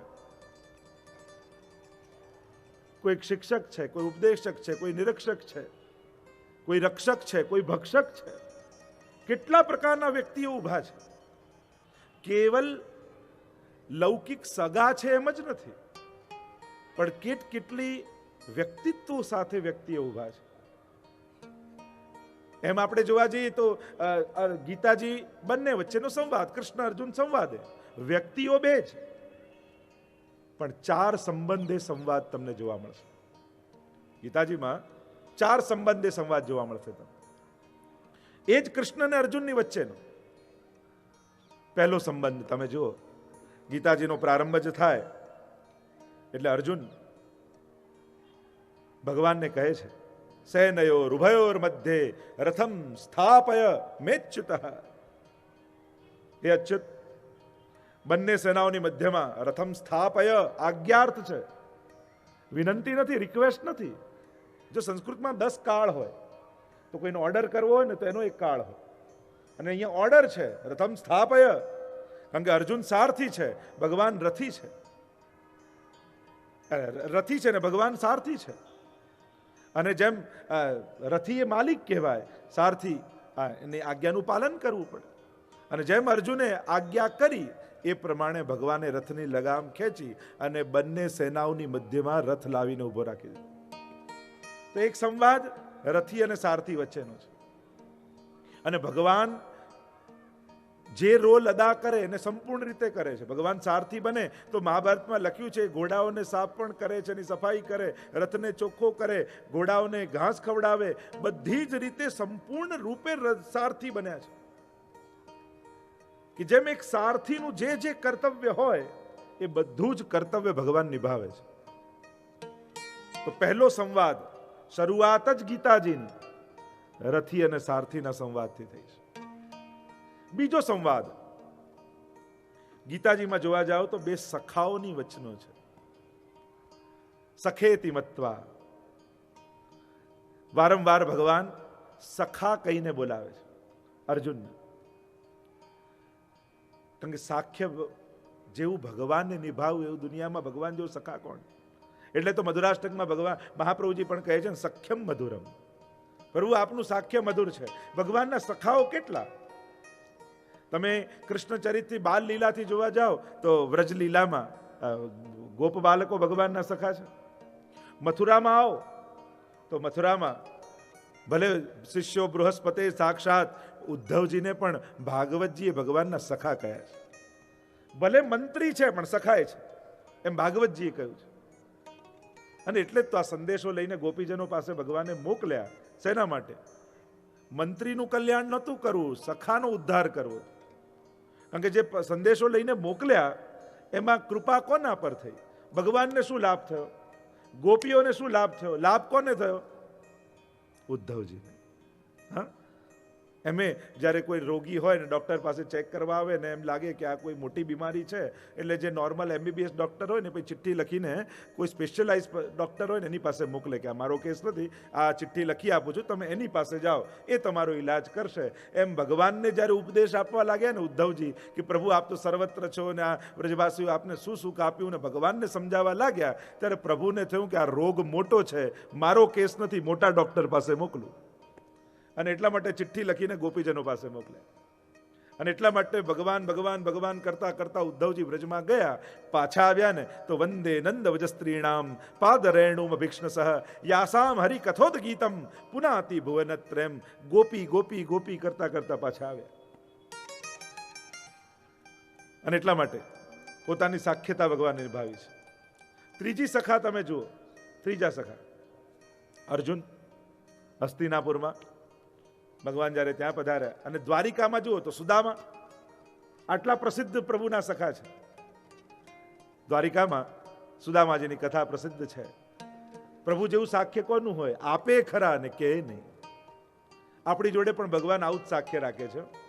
આપે છે એ જ, પણ એ ક્યારેય કહેશે નહીં કે મેં તને આપ્યું છે. આ તો આપણી સમજદારી જોઈએ કે આપનારો ઠાકોરજી છે. આ આપણી હોશિયારી જોઈએ. અને ચોથા સખા અર્જુન. અને અર્જુન સાથે જો સાખ્યતા નિભાવી છે પ્રભુએ, એવું સાખ્ય તો કોણ કરી શકે? વર્ષો સુધી આપ આપના રક્ષા માટે હસ્તિનાપુર અને ક્યાં ક્યાં રક્ષા કરી. વનવાસ સમયે પણ કુંતાજી એમની સ્તુતિ કરતા એક એક પ્રભુના ઉપકારોને યાદ કરે છે કે પ્રભુ આપે ક્યાં ક્યાંથી આ પાંડવોની રક્ષા કરી છે. એ લાક્ષાગૃહમાં બળતા સમયે, કારણ કે ભગવાન એવા ચતુર છે, જ્યારે લાક્ષાગ્રહ બનતું હતું એટલે વિદુરજીને કહ્યું કે હવે આનો કારભાર આપ સંભાળી લો. આ લાક્ષાગ્રહનું નિર્માણ આપની છત્રછાયામાં થાય એવું કરો. અને વિદુરજીએ સંભાળ્યું, અને જ્યારે સંભાળતા હતા કહ્યું કે આમાંથી એક ગુપ્ત રસ્તો બનાવી દો. જો ભગવાન જીવ જોડે ઘટના પછી બને, પણ એમાં એ ઘટનામાં બચાવવાની તૈયારી તો ભગવાને પહેલેથી કરી રાખી હોય છે. આપણી જોડે કોઈ ઘટના તો પછી થતી હોય છે, પણ આપણને બચાવવાની તૈયારી તો ભગવાને પૂર્વથી કરી રાખી હોય છે. પણ એ આપણને ખબર નથી હોતું કે પ્રભુએ ક્યારે એ તૈયારીઓ કરી રાખી છે.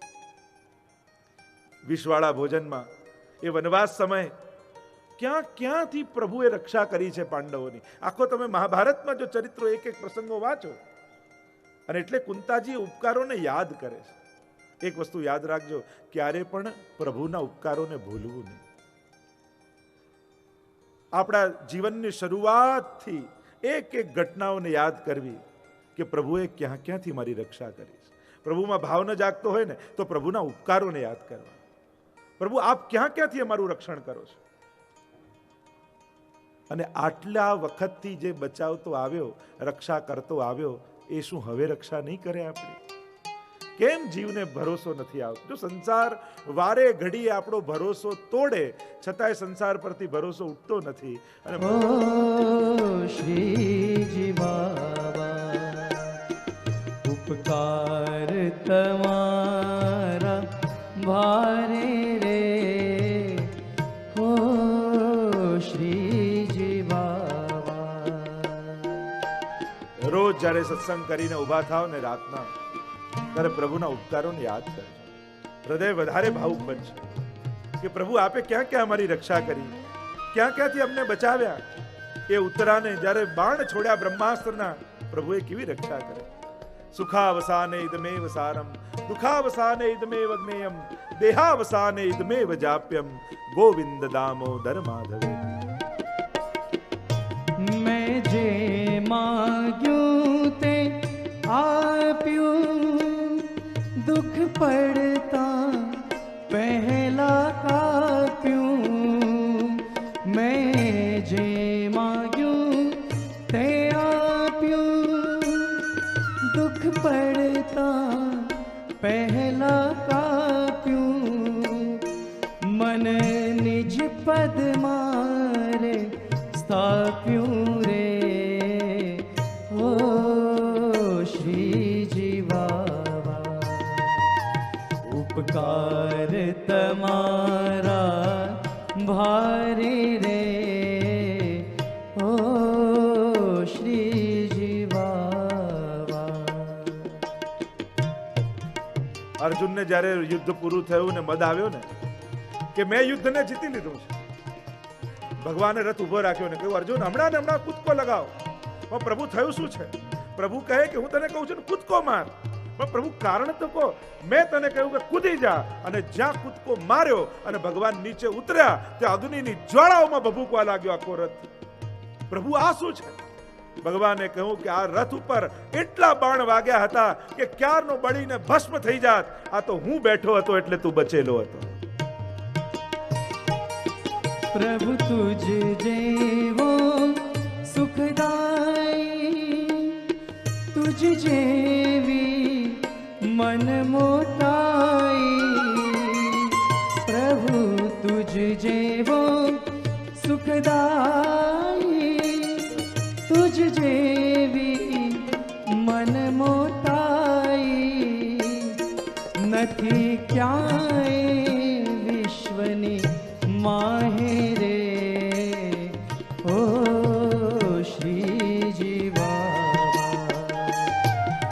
ઉપકાર તમારા ભારે રે ઓ શ્રીજી બાવા. બીજો સંવાદ છે બે સખાઓની મધ્યમાં.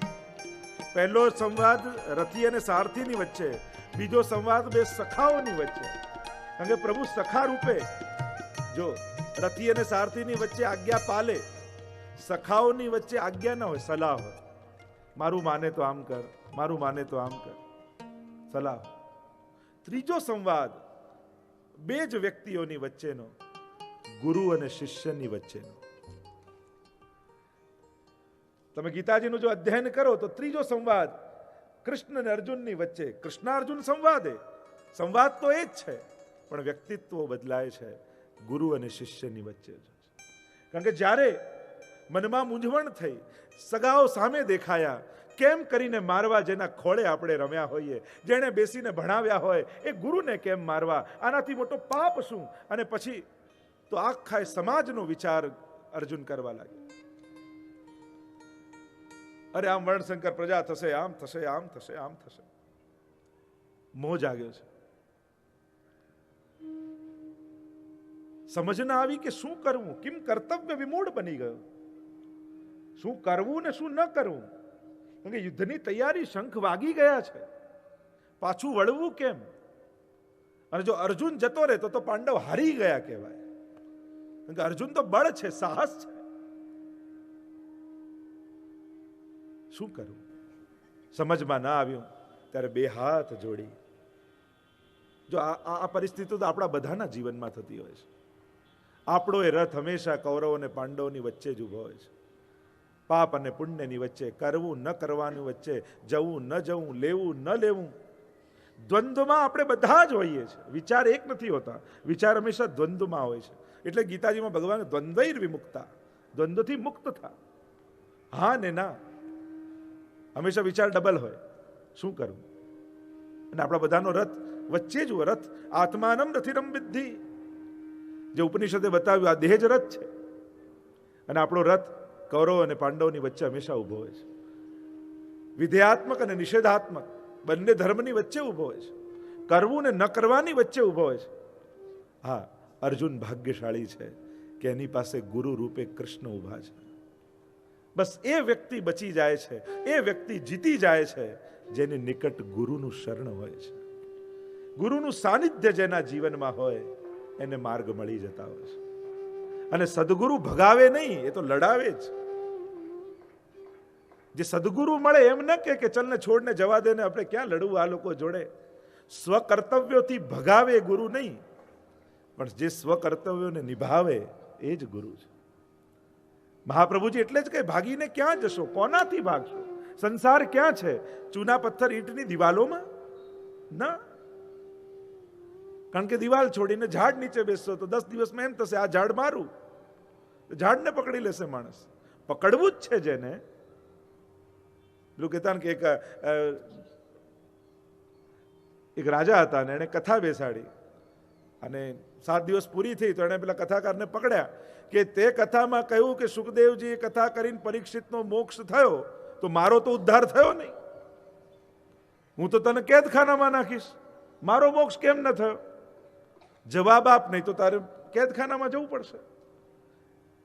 ત્યારે પેલા કથાકારે કહ્યું કે તને ઉત્તર તો આપું, પણ જેમ હું કહું એમ તારે કરવું પડશે. કે કરો, તમે કહો એમ. એ કહ્યું એક ઝાડમાં મને બાંધો, સામેના ઝાડમાં રાજાને બાંધો. બંનેને બાંધ્યા અને હવે કહું રાજા તું મને ખોલ. અરે હું બંધાયેલો છું, ક્યાંથી ખોલું?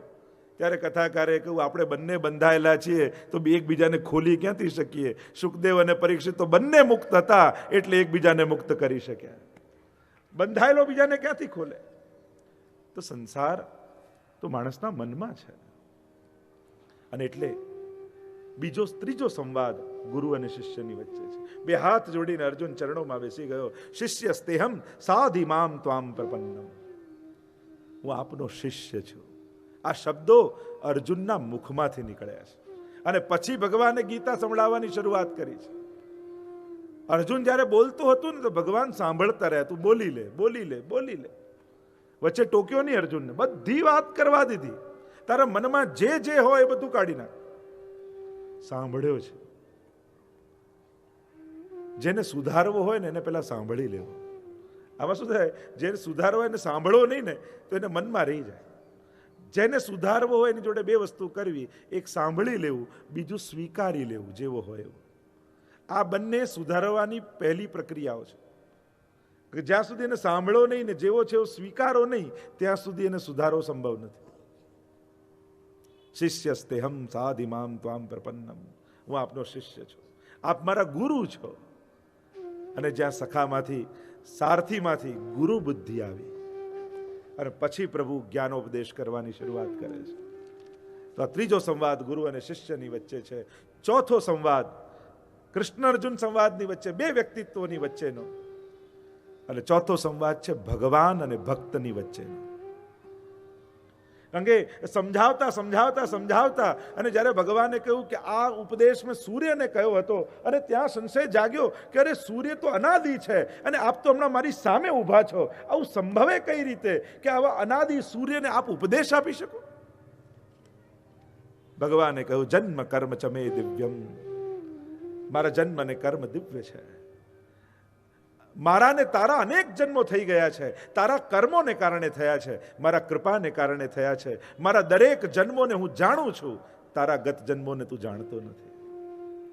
અને જ્યારે વિશ્વરૂપ દર્શન ભગવાને કહ્યું અહમ પ્રભવ, હું તો મારામાંથી તો બધું ઉત્પન્ન થયું છે, જે બધું જ છે હું જ છું.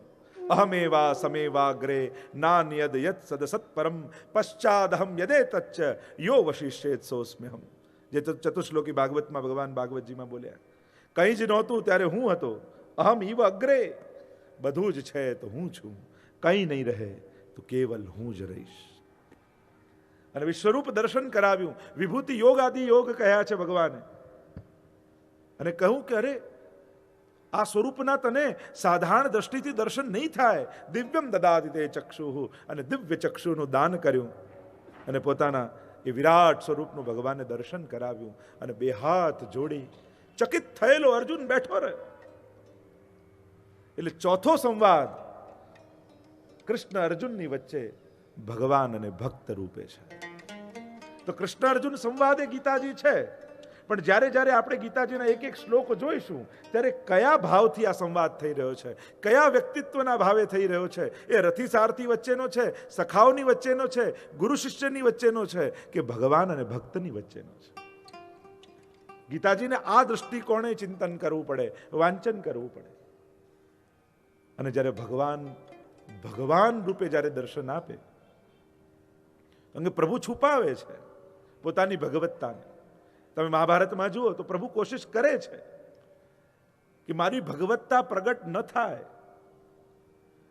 પણ ભક્તોથી છુપા રહેતા નથી પ્રભુ. પરમાનંદાસજી કહે ને કે દેવતાઓને મોહ થાય પણ પરમાનંદ પ્રભુ હમ સબ જાનત તુમ ત્રિભુવન કે ભૂ. બ્રહ્માજીને છાક લીલા જોઈને મોહ થઈ ગયો કે આ કોઈ ભગવાન હોય, આ વ્રજવાસીઓનું એઠું ખાનારો પરમાત્મા હોઈ શકે. બ્રહ્માજીને મોહ થઈ ગયો. પણ પરમાનંદાસજી કહે આપ દેવતાઓને મોહિત કરી શકો, પણ આપના નિજ ભક્તો હોય ને એનાથી આપ પોતાની જાતને છુપાવી શકતા નથી. પરમાનંદ પ્રભુ હમ સબ જાનત તુમ ત્રિભુવન કે ભૂ. આપ તો સાક્ષાત ત્રિભુવનના નાથ છે. તો આમ ચાર સંવાદે પ્રભુ અને ભક્તની વચ્ચે કૃષ્ણ અર્જુન સંવાદ. મામ એકમ શરણમ વ્રજ. ભગવાન એટલે જ તો કહી શકે, ભગવાન જ કહી શકે કે સર્વ ધર્માન પરિત્યજ્ય મામ એકમ શરણમ વ્રજ અહમ ત્વામ સર્વ પાપેભ્યો મોક્ષયિષ્યામિ મા શુચ. કર્મનો સિદ્ધાંત ભગવાન કહે છે, પણ ક્ષમા કરવાનું પણ ભગવાન કહે છે. અને એટલે આ ચારે રૂપે સંવાદ કરી વિવાદમાંથી ભગવાન સંવાદ તરફ લઈ ગયા. હતો મનમાં કૌરવ અને પાંડવોની વચ્ચેનો વિવાદ. આ ગીતાજીની મહત્તા એ છે ને, શંકામાંથી શરણાગતિ તરફની યાત્રા. શંકાનો નકશો લઈ ને શ્રદ્ધા સુધી જવું છે, પગમાં લંકાની ધૂળ છે ને અવધ સુધી જવું છે. શંકાથી શરૂ થયેલી યાત્રા સમર્પણમાં વિરામ પામે, એ જ ભગવદ્ ગીતા છે. અને એટલા માટે શંકા, જિજ્ઞાસા અને શંકામાં ફરક છે. જિજ્ઞાસા ઉત્તમ છે, જાણવાની ઈચ્છા. અને એટલે જ શંકા કરતા જિજ્ઞાસા ઉત્તમ છે. શંકા છે ને લૌકિક બુદ્ધિથી આવે, જિજ્ઞાસે અલૌકિક બુદ્ધિથી જ આવે. અને ભગવાન શિક્ષક નથી, ગુરુ છે. કારણ કે બુદ્ધિની ભૂખને સંતોષે ને એ શિક્ષક, પણ આત્માની ભૂખને સંતોષે એ ગુરુ છે. એટલે ભગવાને અર્જુનની કેવલ બુદ્ધિની ભૂખને નથી સંતોષી, એની આત્માની જિજ્ઞાસાને સંતોષી છે. અને એટલે ભગવાન ગુરુ બન્યા છે. અને એટલે જ શરણાગત જીવને કર્યો. અને તો ત્યારે છેલ્લે અર્જુન કહી શકે, નષ્ટો મોહ સ્મૃતિર્લબ્ધા ત્વત્પ્રસાદાન મયા ચ્યુત સ્થિતોસ્મિ ગત સંદેહ કરીશ્યે વચનમ તવ. આ છેલ્લું વાક્ય જે અર્જુન બોલ્યા, આખા ગીતાજીના સાર રૂપે કહ્યું, નષ્ટો મોહ, મારો મોહ ગયો છે. અર્જુનને સમજાઈ ગયો કે આ મારી કરુણા, અહિંસા, દયા નહોતી, મારો મોહ હતો. કારણ કે ઘણીવાર આપણે બધા જ, ગીતાજી આપણને એ જ સમજાવશે કે આપણે ઘણીવાર આપણી કમજોરીઓને ધર્મના સારા સારા શબ્દોના પ્રયોગ કરીને ઢાંકી લેતા હોઈએ છીએ. લડવાની તાકાત ન હોય ને, હવે આની જોડે કોણ બાજે, ચોખ્ખું કોણ, લડવાની તાકાત નથી. કમાવાની આવડત ન હોય, આપણે તો સંતોષી માણસ, જેટલું મળે એટલું ચલાવી લેવાનું. આ તમારો સંતોષ છે કે ન કમાવી શકવાની જે તમારી અનાવડત છે એને ઢાંકવાનો ઉપાય કરો છો? જો ઘણી વાર આપણે બધા, ઘણા લોકો દુનિયામાં મેં જોયા છે કે પોતાના અનાવડતોને સારા સારા ધર્મના શબ્દોના પ્રયોગ કરીને ઢાંકવાનો પ્રયાસ કરતા હોય છે. એ પુરુષાર્થી ન હોય એટલે સંતોષનું નામ આપી દે. જેને જ્ઞાન ન હોય એ ભાવનું નામ આપી દે. પ્રભુ તો ભાવના ભૂખ્યા ને, આ કંઈ ન જાણી તો ચાલે. એમ ઘણી વાર સારા સારા શબ્દોના પ્રયોગ કરી આપણી અનાવડતને આપણે ઢાંકીએ છીએ. સમજણ સાથે જ્યારે શબ્દ બોલાય ત્યારે જે સાર્થક થતા હોય છે. અર્જુન પણ આવું જ કરી રહ્યો છે. મોહને અહિંસાનું નામ, ધર્મનું નામ, દયાનું નામ, આ બધાના નામ આપી આપી પોતાના મોહને ઢાંકવાનો પ્રયાસ કરે. પણ ગુરુ ચલાવે એ તો અજ્ઞાન તિમિરાંધસ્ય જ્ઞાનાંજનશલા, એ અજ્ઞાન મોહના પડદાને ફાડી નાખે તો એ ચલાવે. અને એટલે જ ભગવાને, કારણ કે અર્જુન જ્યારે બોલ્યો ને એટલે અર્જુનને એમ થયું કે ઠાકોરજીને મારા પર દયા આવશે, માથે હાથ ફેરશે અને કહેશે, બેટા બેટા તને આટલી દયા જાગી છે, આપણે ક્યાંય લડવું નથી. આ કૃષ્ણને સમજ્યો નહીં એટલે ઘણી બધી વાત કરી. કૃષ્ણએ વાલથી હાથ ના ફેરવ્યો, એક થપાટ મારી. આ યુદ્ધના સમયે જ્યારે આખો ધર્મ તારા ભરોસે બેઠો છે કે આ તારાને કોઈની સામેનું યુદ્ધ નથી, આ ધર્મ અને અધર્મની વચ્ચે યુદ્ધ થઈ રહ્યું છે, અને તને હમણાં ડાપણ સૂજે છે. આ કૃષ્ણને સમજવા અઘરા છે. એને થયું કે કૃષ્ણ મારી સાથે જોડાઈ જશે, માથે હાથ ફેરીને મને વહાલ કરવા લાગશે. પ્રભુએ તો એક થપાટ મારીને કહ્યું, ક્લૈબ્યમ્માસ્મ ગમપાર્થ. આમ નપુંસકની જેમ વાત કરવા ઉભો છું તું. તસ્માદ ઉત્તિષ્ઠ કૌંતેય યુદ્ધાય કૃત નિશ્ચય. ઉભો થા, યુદ્ધ કરવા માટે તૈયાર થા. અને ચોંકી ગયો એકવાર તો અર્જુન કે મને તો એમ હતું કે મારી જોડે જોડાઈ જશો આપ વાત કરવામાં. મારી દયા અને સારા સારા શબ્દોના પ્રયોગ સાંભળી આપને કરુણા જાગશે, મારી જોડે જોડાઈને આપ મારી ડાપણની વાતોને આપ એને પ્રોત્સાહિત કરશો. પણ આ દર્દને જાણે છે ભગવાન. એવા ડોક્ટર છે ને, ક્યાં બીમારી છે ને એ ખબર છે. અને એટલા માટે અર્જુનનો બહુ સારો ઈલાજ ભગવાને કરે છે. એની તો જેમ જેમ કથા આગળ વધશે એમ આપણે ગાન કરીશું. તો આમ ચોથો સંવાદ અર્જુન અને ભગવાન અને ભક્તની વચ્ચેનો 18 અધ્યાયમાં આખી આ ભગવદ્ ગીતા છે. અને 18 પર્વ, 18 દિવસ યુદ્ધ ચાલ્યું. 18 અધ્યાયમાં ભગવાને કહી 18 અક્ષોહિણી સેના હતી. 1 અને 8, 1 અને 8, આ 1 અને 8 ભેગા થઈ ગયા હોત ને તો પૂર્ણ થઈ જાય. પણ 1 અને 8 ભેગા ન થઈ શક્યા એટલે યુદ્ધ થયું, પણ પૂર્ણ ન થયું. એટલે 18ની બહુ વિશેષ મહત્તા ભગવદ્ ગીતાજીમાં માનવામાં આવી. ઘણી બધી જગ્યાએ 18 શબ્દના પ્રયોગ થયા. 1 અને 8, 1 અને 8. આપણે જાણીએ છીએ 9 એટલે પૂર્ણ થઈ જાય, પણ 1 અને 8 ભેગા ન થઈ શકે. પછી યુદ્ધ થાય, પૂર્ણ ન થાય. કારણ કે પૂર્ણ યુદ્ધ ન કરી શકે. એટલે જેમ 9ના આંકડા, આપણે જેમ જગત પ્રસિદ્ધ વાત છે કે 9 એકા 9, 9 દુ 18, એટલે 8 અને 1 9 ભેગા થાય, 9 તરી 27. 9 એ પૂર્ણાંક છે. પણ જ્યાં એક ધર્મને બહાર કાઢી દો, એક કૃષ્ણને બહાર કાઢી દો, પછી 8 રહી જાય છે. અને 8 કેવો છે? ખલ સજ્જન દઉ એક સમ, અષ્ટ અંક 9, 8 અંક સમાન. દુગને તુગને ત્રિગુને, ઘટત બઢત એકસાર. 8 અંક છે ને દુર્જન જેવો છે. કેમ? 8 એક 8, 8 દુ 16, 16 થાય ને, તો 6 ને 1, 1 ઘટ્યું ને, 8 તરી 24, 2 ને 4, 1 ઘટ્યું ને, 8 ચોક અમદાવાદમાં કેટલા થાય?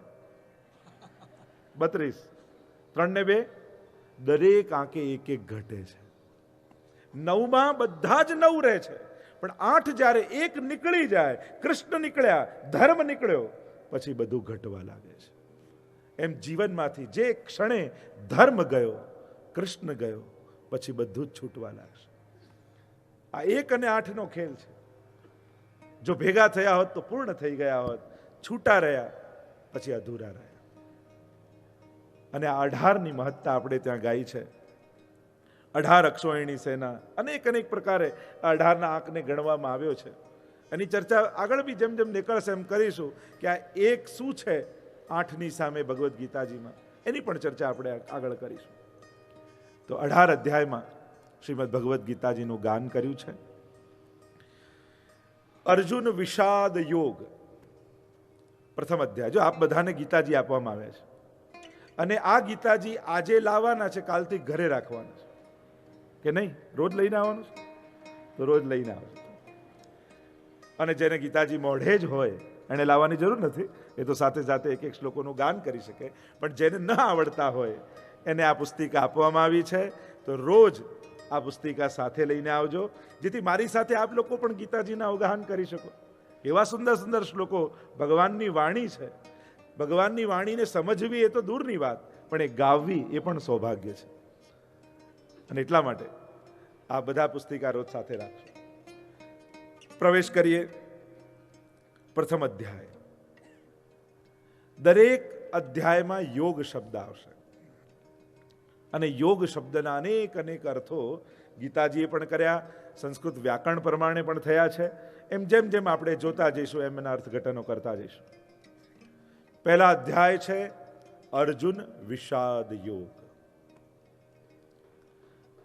અર્જુનથી પ્રારંભ થયો, અને પ્રધાન ગીતાજીના કેન્દ્રમાં અર્જુનનો મોહ છે. ભગવાને નિમિત્ત બનાવ્યો છે. જો જીવનમાં કોઈ સત્કર્મ માટે નિમિત્ત બનવું એ પણ સૌભાગ્ય છે. જો આ કથા માટે આટલા મનોરથી પરિવાર નિમિત્ત બને તો આપણને આ ગીતા રૂપી અમૃતનું પાન કરવા મળે, તો એ બી ભાગ્યશાળી છે. કોઈ પુણ્ય કાર્ય માટે, કોઈ સત્કર્મ, જો જીવનમાં એ વ્યક્તિનો ઉપકાર ક્યારે નહીં ભૂલવો કે જે નિમિત્ત બનીને આપણા જીવનમાં ભગવાનને પ્રવેશ કરાવે છે, જેના થકી આપણા જીવનમાં ભક્તિનો ઉદય થયો હોય, જેના થકી આપણા હાથથી પુણ્ય કર્મો થયા હોય, જે નિમિત્ત બન્યો હોય એના માટે એનો ઉપકાર ક્યારે જીવનમાં ભૂલવો નહીં. કારણ કે એના થકી આપણા જીવનમાં ભક્તિ પ્રગટી છે, આપણા હાથે સત્કર્મ થયું છે. કોઈ પણ નિમિત્ત બને, અને નિમિત્ત બની, અને ઘરમાં પણ, ઘરમાં ઘણી વાર બધા ન કરી શકતા હોય, પણ ઘરમાં કોઈ એક જણ પર સેવા કરતું હોય ને, તો એનો આભાર માનો કે તમારે કારણે અમારા ઘરમાં ઠાકોરજી બિરાજે છે. એનો ઉપકાર છે આપણા જીવનમાં, કારણ કે એના થકી તમારા ઘરમાં ઠાકોરજી આવ્યા છે. અને એટલો એનો આભાર નહીં બોલો. અને આપણી સંસ્કૃતિ જ આભારની સંસ્કૃતિ છે. આપણી સંસ્કૃતિ કર્તવ્યો યાદ અપાવવાની સંસ્કૃતિ નથી. મા બાપે જન્મ આપ્યો તો કે તો દરેક આપે, પણ એનો ઉપકાર છે કે એના થકી મને જીવન મળ્યું.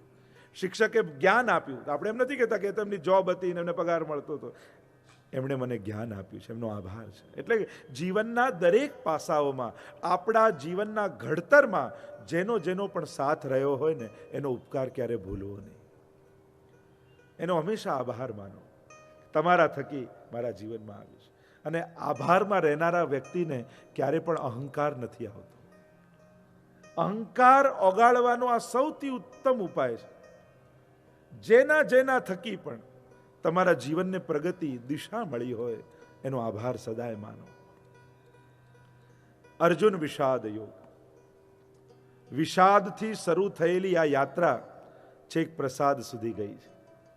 અને આપણા દરેક ધર્મગ્રંથોમાં તમે જુઓ તો રામાયણ વાલ્મીકી રામાયણમાં જુઓ તો વાલ્મીકીજીને પણ ક્રૌંચ પક્ષી મર્યું એટલે શોક મનમાં થયો અને અનુષ્ટુપ છંદ પહેલો પ્રગટ થયો અને આખું વાલ્મીકી રામાયણ રચાયું.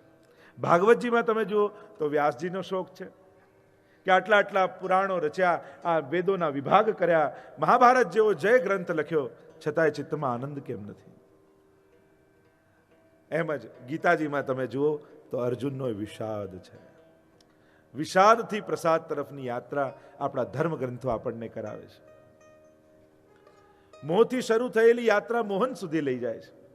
અદ્ભુત ધર્મગ્રંથો છે આપણા. દરેક જીવના મનમાં ક્યાંક ને ક્યાંક કોઈકનો કોઈક વિષાદ છે અને આપણા બધાના જીવનનો આ વિષાદ છે. પ્રસન્નતા નથી અને પ્રસન્નતા સાધનથી ક્યારે આવતી નથી. મનમાં ઉદ્વેગ હશે તો ગમે તેટલા સાધનો ભેગા કરો, એસીનું ટેમ્પરેચર ગમે તેટલું ડાઉન કરો, પણ મનમાં ટેન્શન હશે તો પરસેવો આયા જ કરશે, કારણ કે મનનો ઉદ્વેગ છે. એટલે સગવડતાઓ કે સાધન મનમાં ક્યારે પ્રસન્નતા પ્રગટાવી શકતા નથી. પ્રપન્ન જ પ્રસન્ન થઈ શકે છે. જે શરણાગત હોય એને જ શાંતિ હોય, કારણ કે શાંતિ સમજણથી આવે છે, સાધનોથી નથી આવે. એક ગીધ હતું, એક ઊંચા ઝાડના ટોચ ઉપર બેસી ગયું, શાંતિથી આરામ કરતું હતું, બેઠું હતું. એટલામાંથી એક સસલું નીકળ્યું. એને થયું કે આ ગીધ કેવું શાંતિથી બેઠું છે, લાવ હું શાંતિથી બેસું. એટલે ઝાડ નીચે બેઠું, એટલામાં એક શિયાળ આવીને પકડ્યું. જ્યાં મોઢામાં પકડીને મારવા જાય ત્યાં પેલા સસલાએ કહ્યું, પેલો ગીધ તો કેટલો શાંતિથી બેઠો છે અને મને તમે મારો છો, આવું કેમ? ત્યારે શિયાળે કહ્યું કે શાંતિ માટે ઊંચાઈ જોઈએ. જ્યાં સુધી વિચારોની, સાધનોની, આચારની ઊંચાઈ ન મળે ત્યાં સુધી જીવનમાં શાંતિ પ્રગટ થતી નથી. ઊંચાઈ વગર શાંતિ ના આવે. જ્યાં સુધી આ બધાની ઊંચાઈ ન પામી લો ત્યાં સુધી શાંતિનો ઉદય થતો નથી. તો અર્જુન વિષાદ યોગ છે. વિષાદથી શરૂ થયેલો ધર્મગ્રંથ છેક શરણાગતિ સુધી લઈ જાય છે. આવો પ્રવેશ કરી આ વિષાદના અધ્યાયમાં. અર્જુનના મનમાં વિષાદ, અને એને યોગ કયો, કારણ કે જ્યારે એ ભગવાન સાથે જોડાઈ જાય ત્યારે પ્રસાદ બની જાય. વિષાદ કેમ પ્રગટ થયો અને શેને કારણે વિષાદ આવે? આપણા જીવનમાં પણ વિષાદ અનેક પ્રકારના છે. તો વિષાદ આવે ક્યાંથી? અનેક કારણો શાસ્ત્રોએ પણ બતાવ્યા, અને થોડું ચિંતન કરીએ તો આપણને પણ સમજમાં આવે કે આટલા કારણોથી મનમાં વિષાદ આવે છે. પહેલું કારણ, સ્વકર્તવ્યોથી ભાગવાથી વિષાદ મનમાં આવે.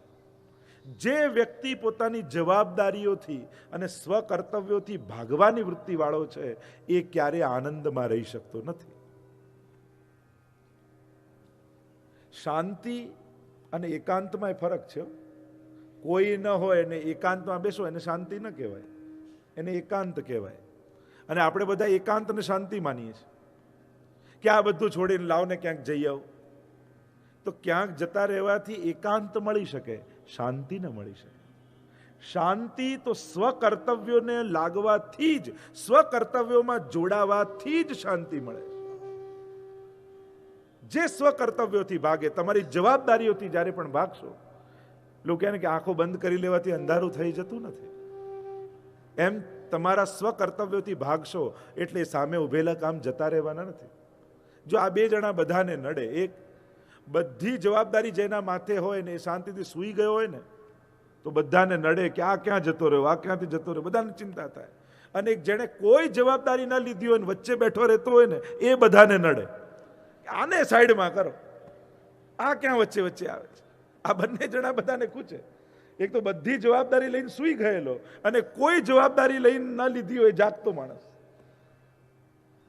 કારણ કે બેઠો બેઠો સલાહ આપ્યા કરે, બધાને થાય કે આ કંઈ કરતો તો છે ને, ખાલી સલાહ આપે. સ્વકર્તવ્યોથી ન ભાગો.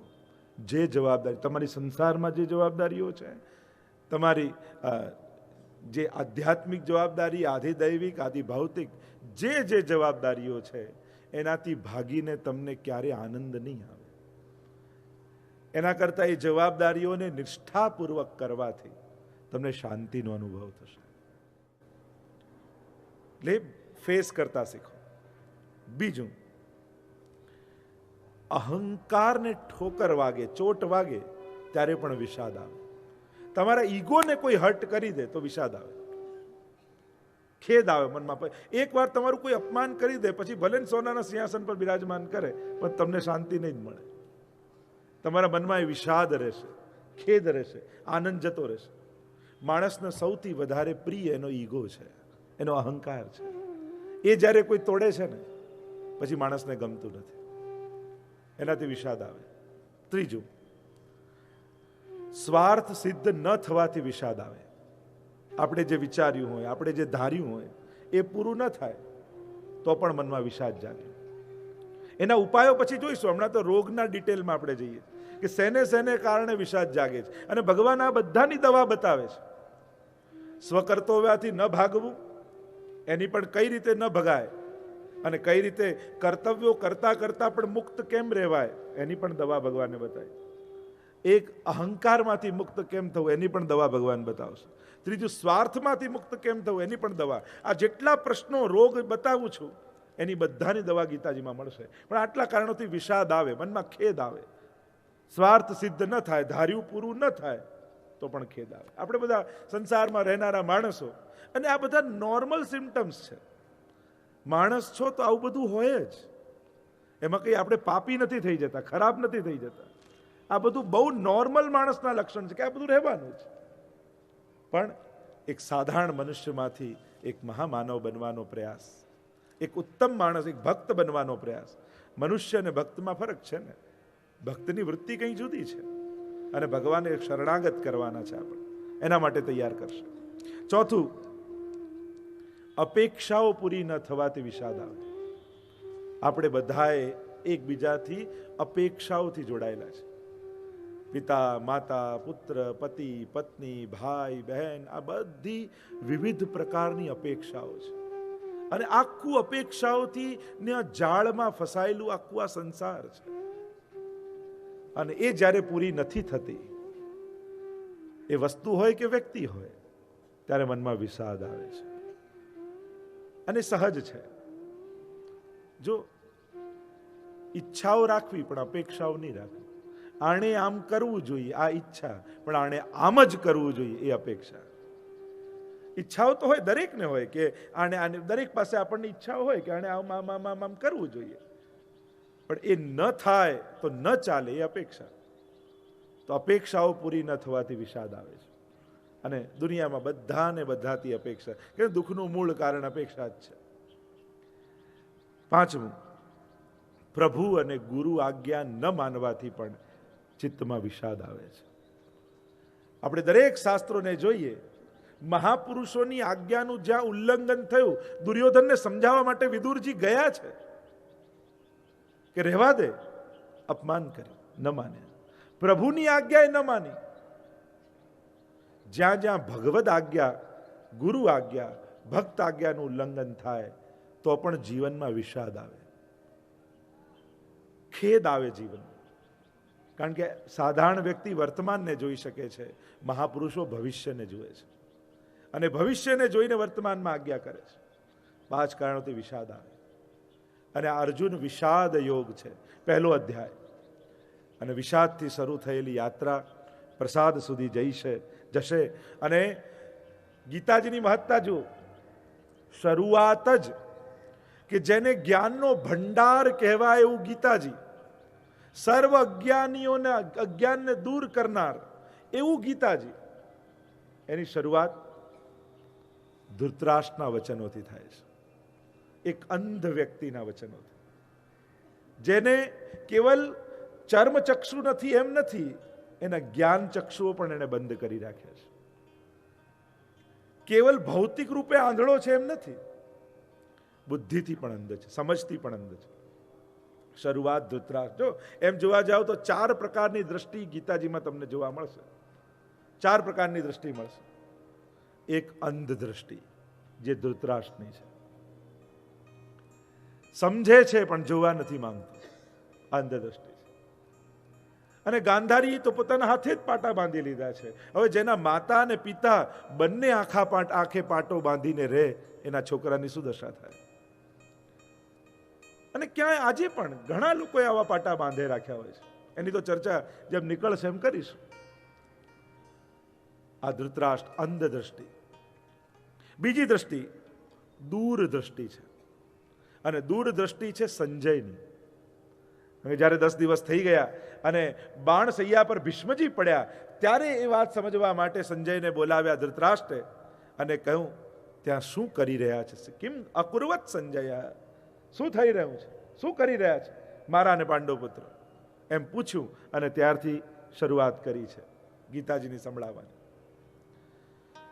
દૂરદ્રષ્ટિ સંજયની છે કે જે ભૂતકાળનું જોઈ શકે છે, શું થઈ ગયું એ જોઈ શકે છે, ત્યાં શું વાતો કરી રહ્યા છે, અરે ત્યાં યોદ્ધાઓના મનમાં શું ચાલી રહ્યું છે એ પણ સંજય જોઈ શકે છે. એવી દૂરદ્રષ્ટિ વ્યાસજીની કૃપાથી મળી છે કે દરેકના મનમાં શું વિચાર ચાલી રહ્યો છે, શું કરવા માંગે છે, આ બધું જ દેખાય ને સમજાય.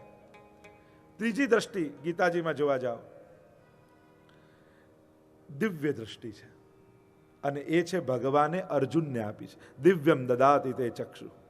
તો પહેલી અંધ દ્રષ્ટિ, બીજી દૂરદ્રષ્ટિ, ત્રીજી દિવ્ય દ્રષ્ટિ. કારણ કે ભગવાનને આ સાધારણ આંખે જોઈ શકાય એવા નથી, અને એટલા માટે ભગવાન કહે તને હું દિવ્ય દ્રષ્ટિ આપું છું. અને દિવ્ય દ્રષ્ટિ અર્જુનને મળીને ભગવાનના સ્વરૂપના દર્શન કરી શકે છે. અને ચોથી સહસ્ત્ર દ્રષ્ટિ, હજારો દ્રષ્ટિ, અને એ છે વિશ્વરૂપ ધારણમાં હજારો મુખ ધારણ કરેલા પરમાત્માની હજારો દ્રષ્ટિઓ. હજારો મુખમાં રહેલા પરમાત્માની હજારો દ્રષ્ટિઓ. આમ 4 પ્રકારની દ્રષ્ટિ ગીતાજીમાં છે, અને આ 4 દ્રષ્ટિનું ચિંતન ગીતાજીમાં કરવામાં આવશે. કારણ કે એમ તો દ્રષ્ટિના અનેક પ્રકાર કયા છે, ભાવ દ્રષ્ટિ, વિવેક દ્રષ્ટિ, જ્ઞાન દ્રષ્ટિ, અને અનેક પ્રકારની દ્રષ્ટિ કહી છે. જ્ઞાનીની દ્રષ્ટિ, અનેક દ્રષ્ટિનું ચિંતન કરવા જાઓ તો અનેક પ્રકારની દ્રષ્ટિઓ કહી છે. જો આંખો માણસની એ જ હોય, પણ નજર કેવી છે તો ગુરુ બતાવી આપે. આંખો ઘણાની સુંદર હોય પણ નજર સારી ના હોય, અને એ દ્રષ્ટિ ભગવાન જુએ છે, ગુરુ જુએ છે. તો આમ 4 પ્રકારની દ્રષ્ટિની ચર્ચા છે. ધૃતરાષ્ટ્રથી પ્રારંભ કર્યો છે. ધૃતરાષ્ટ્રવાચ. ધૃતરાષ્ટ્ર બોલ્યા છે, ધૃતમ રાષ્ટ્રમ યેન સહ ધૃતરાષ્ટ્ર. આ ધૃતરાષ્ટ્ર કોણ છે? ધૃતરાષ્ટ્રની તમે પાત્રને જુઓ તો રાજ્ય પર એનો અધિકાર હતો રાજા તરીકેનો, પણ રાજા જેવું પદ અંધ વ્યક્તિને ન આપી શકાય. અને એટલા માટે રાજનીતિ એમ કહે છે, રાજ્યનીતિ એમ કહે છે કે આવા અંધ વ્યક્તિને ન આપી શકાય રાજ. એટલે પાંડુને રાજા બનાવ્યા. જો આખી ભગવાનની જે એક આખું ઘટનાક્રમ તમે જુઓ કે આ સમાજમાં વિખવાદો કઈ રીતે પેદા થાય છે. અને એટલા માટે ઘણીવાર વડીલો વ્યવસ્થા ન કરી જાય ને તો બાળકોને ઝઘડતા રહેવું પડે છે. અને એટલા માટે વડીલોએ સંસારને વ્યવસ્થિત કરીને જવું જોઈએ. કારણ કે એ વ્યવસ્થિત ન કરી જાય તો સંતતિઓમાં ક્લેશ થાય. કારણ કે સંજોગો એવા થઈ જાય. કારણ કે જ્યારે પાંડુને રાજા બનાવ્યા અને એ બીમાર અને એ મૃત્યુ પામ્યા, અને જ્યાં સુધી બાળકો મોટા ન થાય ત્યાં સુધી ધૃતરાષ્ટ્રને ફરી રાજગાદી મળી. અને એકવાર મોટા પદ ઉપર બેસી જઈએ ને પછી ત્યાંથી ઊભા થવું બહુ અઘરું હોય છે. એ પદની એવું આકર્ષણ હોય છે ને. સમાજમાં આપણે ઘણી બધી જગ્યાએ જોઈએ, ઘણી એવી સંસ્થાઓમાં એવા લોકો બેસી ગયા હોય અને નવી વિચારધારા આવા જ નથી. ઘણીવાર યોગ્ય સમય જેમ બેસો, જવાબદારી લો, એમ યોગ્ય સમયે ઊભા થતા આવડવું જોઈએ, તો જ એ પ્રગતિ થઈ શકે. અને એટલા માટે જે ક્ષણે આપણને એમ લાગે બધું બરાબર છે, કંઈ નવું કરવા જેવું નથી, જેમ ચાલે છે એમ ચાલવા દો, આવો વિચાર આવે ત્યારે માનવું કે આપણે વૃદ્ધ થઈ ગયા છે. હવે કંઈક નવા વિચારની જરૂર છે, નવા સર્જનની જરૂર છે. આ વિચાર માંગે છે સમાજ. અને એટલા માટે યોગ્ય સમયે નવા વ્યક્તિઓ આવતા જાય સમાજમાં, એને લીડ લેતા જાય એ જરૂરી છે. તમે આખું ઘટનાક્રમ જુઓ. અને ધૃતરાષ્ટ્ર બેઠા અને હવે પાંડુના દીકરાઓ મોટા થયા છે.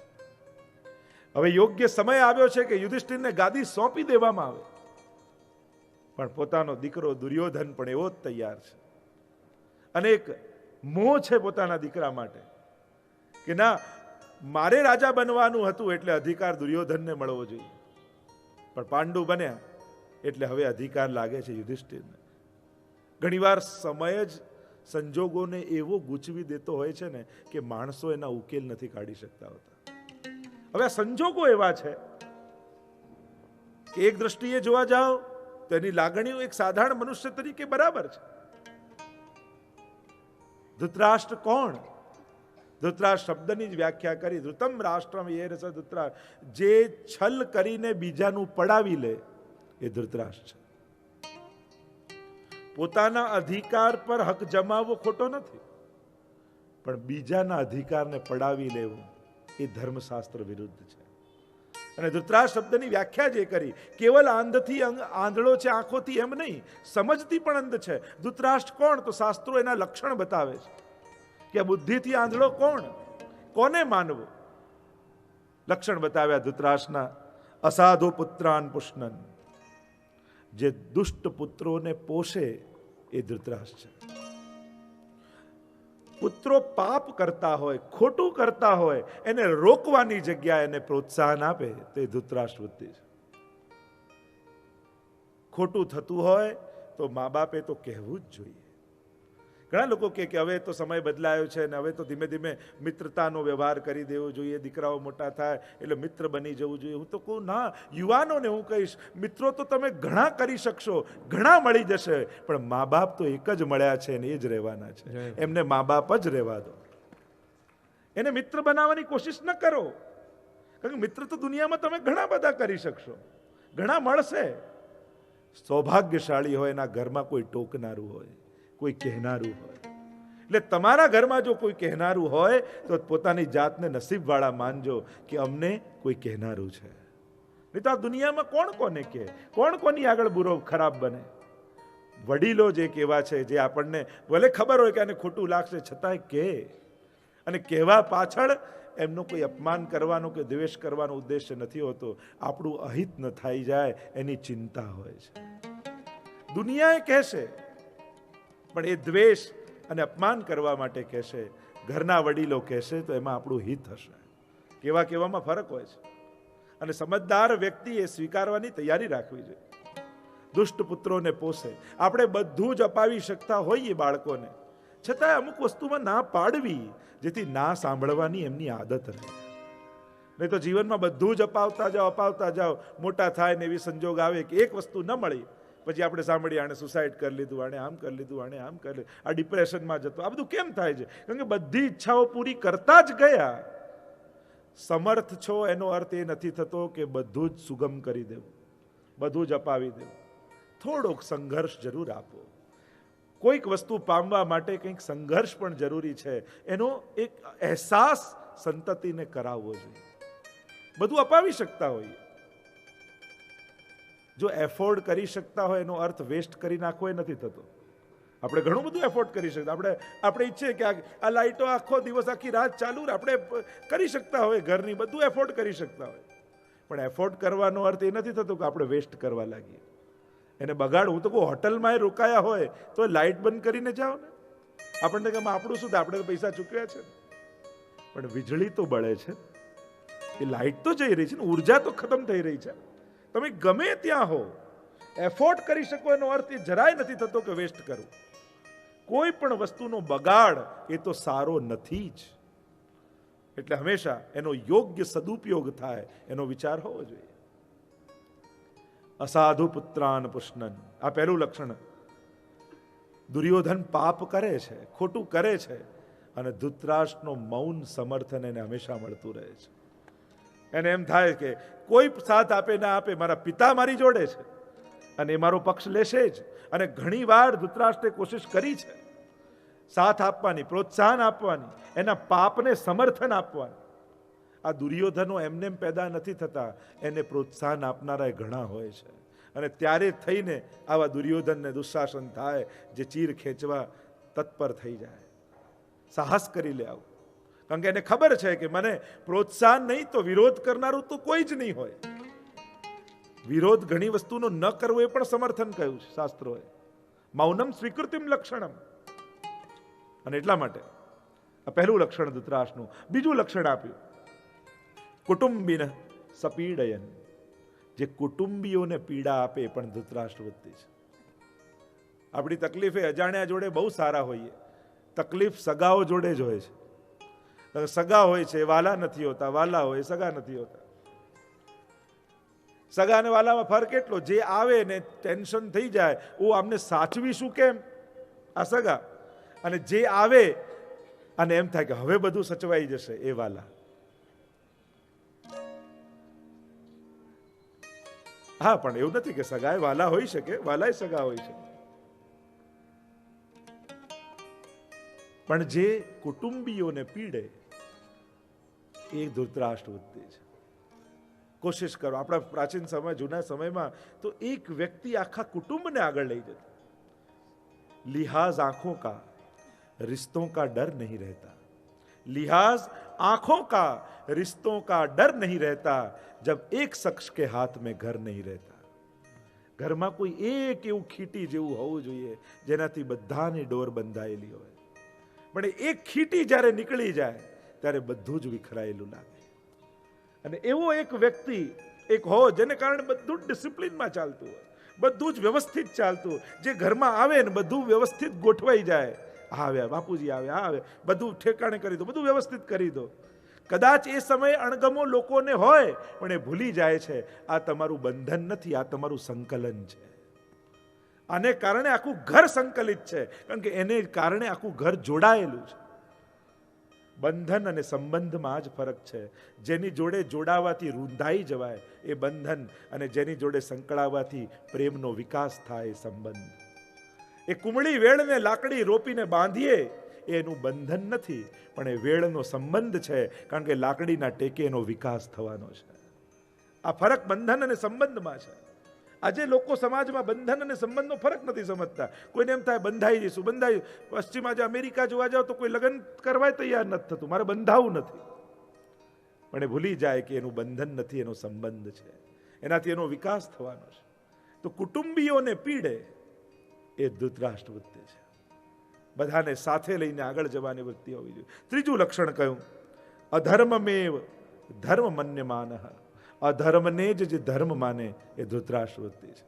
કેમે કરીને આપણું કામ થવું જોઈએ, ધર્મ અધર્મને તો પોતાની રીતે ગોઠવી લઈશું. અને ઘણા બધા લોજિક આપીને પણ પોતે ખોટો હોય છતાંય સાચો ઠેરવે, આ ધૃતરાષ્ટ્ર વૃત્તિ છે, જે અધર્મને ધર્મ માને છે. અને માણસ બુદ્ધિમાન એટલો બધો થઈ ગયો છે ને, કેટલા બધા લોજિકો એની પાસે હોય છે કે પોતાની વાતને કેમે કરીને સાચો ઠેરવવાની કોશિશ કરે છે. એ ધર્મશાસ્ત્રોના પણ ઊંધા સીધા બધા અર્થઘટનો કરી હું સાચો છું. જો જવાબ તો બધા પાસે હોય છે જ, બસ જવાબ પ્રમાણે પ્રશ્ન પૂછે એવા ગુરુને આપણે ગોતતા હોઈએ છીએ. આપણને પ્રશ્ન એવો પૂછનાર કોઈ ગુરુ જોઈએ જે મારો જવાબ સાચો ઠેરવે. અને એટલા માટે પોતાને જ કેન્દ્ર, પોતાની જ વિચારધારા સાચી એ માનીને જીવે એ ધૃતરાષ્ટ્ર છે. ચોથું લક્ષણ આપ્યું દાય ભાગ્ય યચ્છન.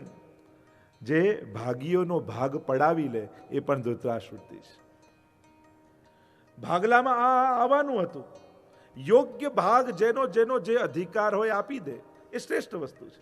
પણ બીજાનું ભાગ પડાવવાની વૃત્તિ જેમાં હોય, આય હું લઈ લઉં, આય હું લઈ લઉં. અરે ભગવાને કહું 5 ગાંવ આપી દે તોય થઈ જશે, બધું જ મારું, હું કોઈને ના આપું. આ વૃત્તિ ધૃતરાષ્ટ્ર વૃત્તિ છે, આ અંધવૃત્તિ છે. છેલ્લે કહ્યું ભગવદ ભગવદીય વચનો વિગણનયન.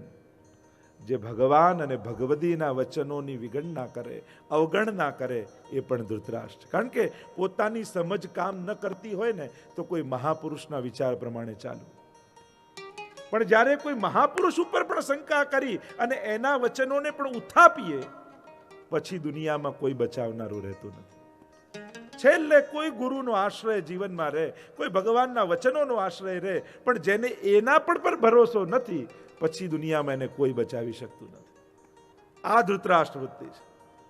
અને આ ધૃતરાષ્ટ્ર ગીતાજીની શરૂઆત કરે છે. ગીતાજીની આનંદ જ એ વાત છે કે બધે વિરોધાભાસ તમને લાગશે કે શરૂઆત આનાથી, અંધ બનેલા વ્યક્તિથી, મોહમાં ફસાયેલા વ્યક્તિથી. ધૃતરાષ્ટ્રવાચ ધર્મ ક્ષેત્રે કુરુક્ષેત્રે સમવેતાયુયુત્સવઃ મામકાઃ પાંડવાશ્ચૈવ કિમ અકુર્વત સંજય. પુનઃ ઉચ્ચારણ કરો. ધર્મ ક્ષેત્રે કુરુક્ષેત્રે સમવેતાયુયુત્સવ મામકા પાંડવાશ્ચૈવ કિમ ગુરુવત સંજય. ધૃતરાષ્ટ્ર આંધળો છે બુદ્ધિથી ને નેત્રોથી. અને મજા જુઓ ગીતાજીની, એ મોહમાં ફસાયેલા અંધ વ્યક્તિના મુખમાંથી પહેલો, આ અધર્મીના મુખે પહેલો શબ્દ આવ્યો ધર્મ. વિચાર કરો, જે અધર્મમાં પૂરેપૂરો ડૂબેલો છે એ યાદ કરે છે ધર્મને. વિરોધાભાસ જુઓ. ધર્મ ક્ષેત્રે કુરુક્ષેત્રે. સાધારણ ભાષાંતર તમને જો કહું તો ધર્મ ક્ષેત્ર એવા કુરુક્ષેત્રમાં સમવેતતા એટલે સમબળિયા, યુયુત્સવ યુદ્ધની ઈચ્છા વાળા, મામકાહ મારા, પાંડવાશ્ચૈવ પાંડુપુત્ર, કિમ અકુર્વત સંજય શું કરી રહ્યા હતા? ધર્મ ક્ષેત્રે કુરુક્ષેત્રે. ધર્મ શબ્દથી પ્રારંભ થયો. ધર્મ એટલે શું? ધર્મ ક્ષેત્ર એવા કુરુક્ષેત્ર. તો કુરુક્ષેત્ર જ્યાં આ યુદ્ધ થઈ રહ્યું છે એને ધર્મ ક્ષેત્ર કેમ કહે છે? પહેલો અર્થ તો એ કર્યો કારણ કે અહીંયા કુરુ રાજાની ભૂમિ છે. અને કુરુ રાજાની ભૂમિ છે. કુરુ રાજા એવા આદર્શ રાજા હતા જેના પરથી કૌરવો કહેવાયા. પોતે આટલા મોટા રાજ્યના રાજા છતાં એમને એમ થતું કે આ જે કંઈ પણ રાજ્યના ધન આવે છે કરનો, પ્રજાનો, એના પર અધિકાર પ્રજાનો છે, મારો નથી. અને એટલા માટે પ્રજાના કરમાંથી જે ધન આવતું પોતાના માટે ક્યારે ઉપયોગ ન કરતા. અને પોતાના માટે આટલા મોટા રાજા હોવા છતાં આ ભૂમિ ઉપર જાતે ખેતી કરતા, જાતે હલ ચલાવતા અને એમાંથી જે અનાજ પાકતું એનાથી નિર્વાહ કરતા. આવા કુરુ રાજાની આ ભૂમિ છે. અને એટલા માટે આ ભૂમિને ધર્મક્ષેત્ર કહ્યું છે. ધર્મક્ષેત્ર એવા કુરુક્ષેત્રમાં, અથવા એમ કહ્યું જ્યાં ધર્મ અને અધર્મનો હિસાબ થવાનો છે અને ધર્મનો વિજય થવાનો છે, જ્યાં એ ભૂમિ ધર્મક્ષેત્રમાં એવા કુરુક્ષેત્રમાં ધર્મ શબ્દથી પહેલો જ ઉચ્ચારણ ધર્મ કરે. અને આખા જીવનમાં ધર્મ વ્યાપેલો છે. ધર્મ શબ્દની વ્યાખ્યા જ આપણે ત્યાં તો કરી, યતો અભ્યુદય નિશ્રેયસ ધર્મ. જેનાથી વ્યક્તિનું ઉત્થાન થાય એનું નામ ધર્મ. તમારું સામાજિક, સાંસ્કૃતિક, આધ્યાત્મિક દરેક પ્રકારે જેને કારણે ઉત્થાન સાધી શકો એને કહેવાય ધર્મ. અને ધર્મ બે પ્રકારનો છે, વિધેયાત્મક અને નિષેધાત્મક. શું કરવું, શું ન કરવું. આપણે એમ માનીએ કે ધર્મ એટલે ન કરવાની વાત. ના, શું કરવું જોઈએ? ધર્મ કોને કહેવાય? મનુ મહારાજે 10 લક્ષણ આપ્યા મનુ ધર્મના. દ્યુતિક્ષમા દમોસ્તેયમ શૌચમ ઇન્દ્રિય નિગ્રહ ધિ વિદ્યા સત્યમ ક્રોધો દશકમ ધર્મ લક્ષણમ. આ 10 લક્ષણ ધર્મને આપવામાં આવે. ધર્મ કહેવો કોને? 10 લક્ષણ.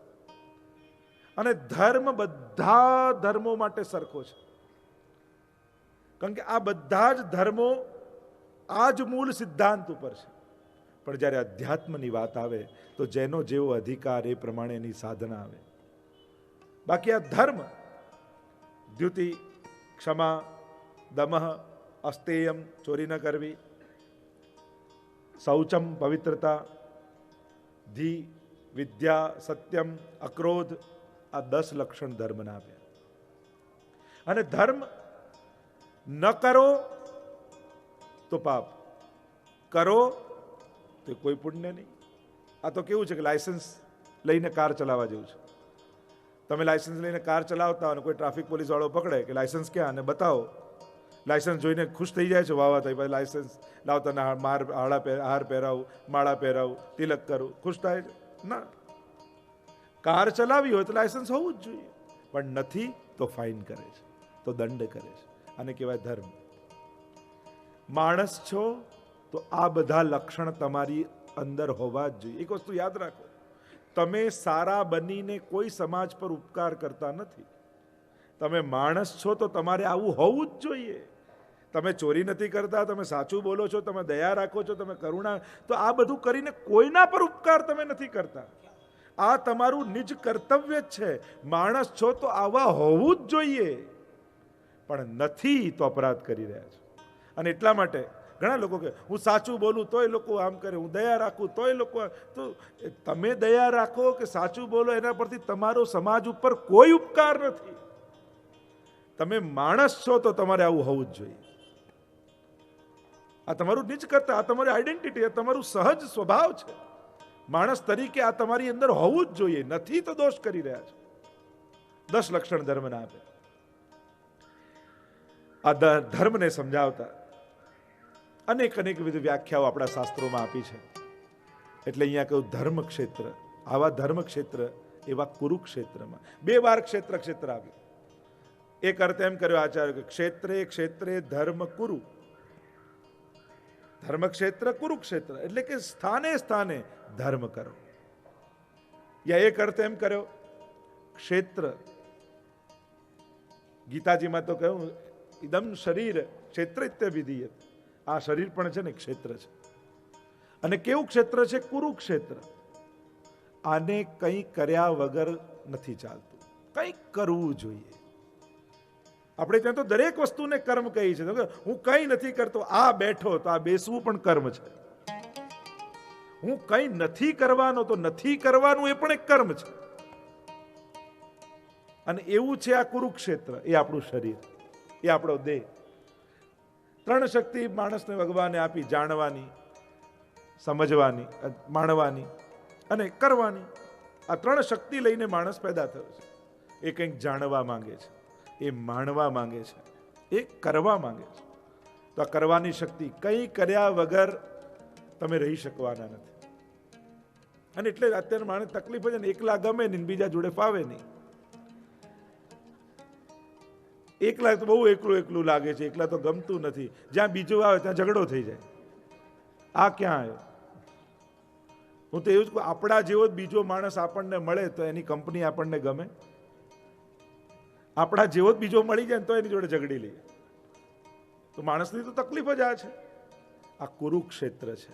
અને એક વસ્તુ યાદ રાખજો, આ કુરુક્ષેત્ર એવું શરીર, સારું નહીં કરો ને તો ખરાબ થશે જ. સારું નહીં વિચારો તો ખોટો વિચાર આવવાનો જ છે. તમે એમને એમ નથી રહી શકતા, એક પરડામાં નથી રહી શકતા. ખરાબ ન કરવા માટે સારા કામમાં વ્યસ્ત રહેવું જ પડશે. તમે કરો ના, હું કંઈ જ નહીં કરું, તો એવું તમે રહી શકતા નથી.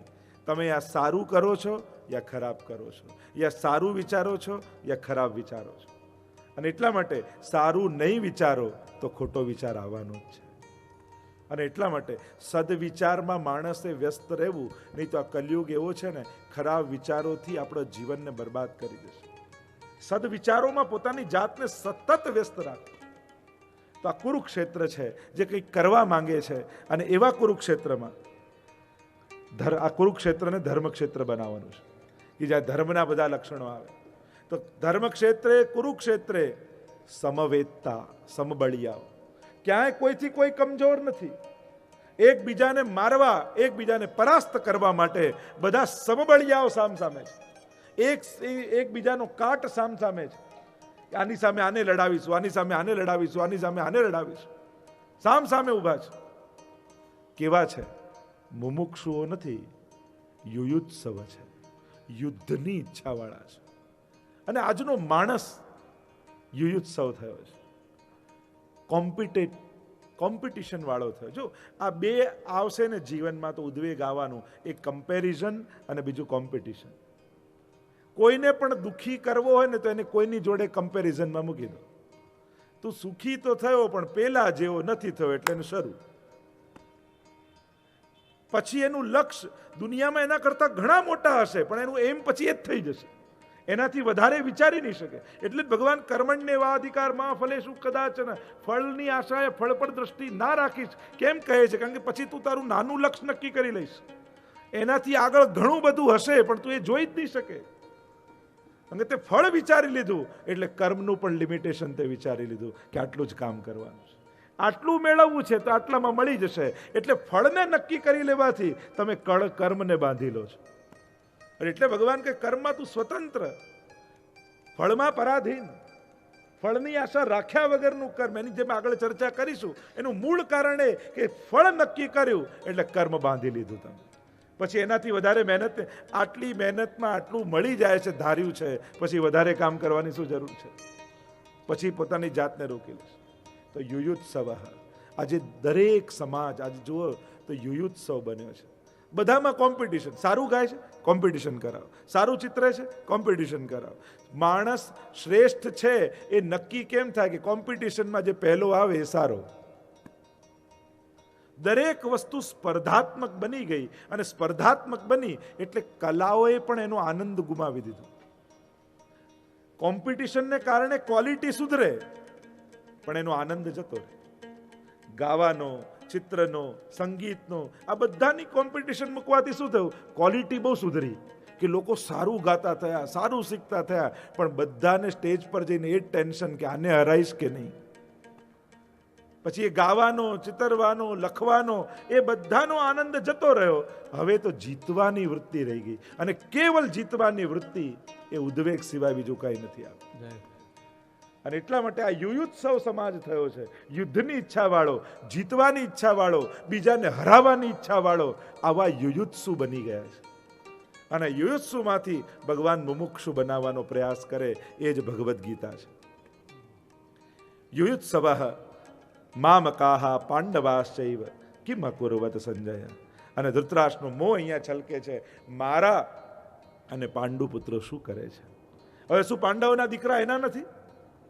પણ બંનેનો ભેદ કરીને બતાવે છે. કારણ કે સામ સામે પક્ષે ઊભા છે.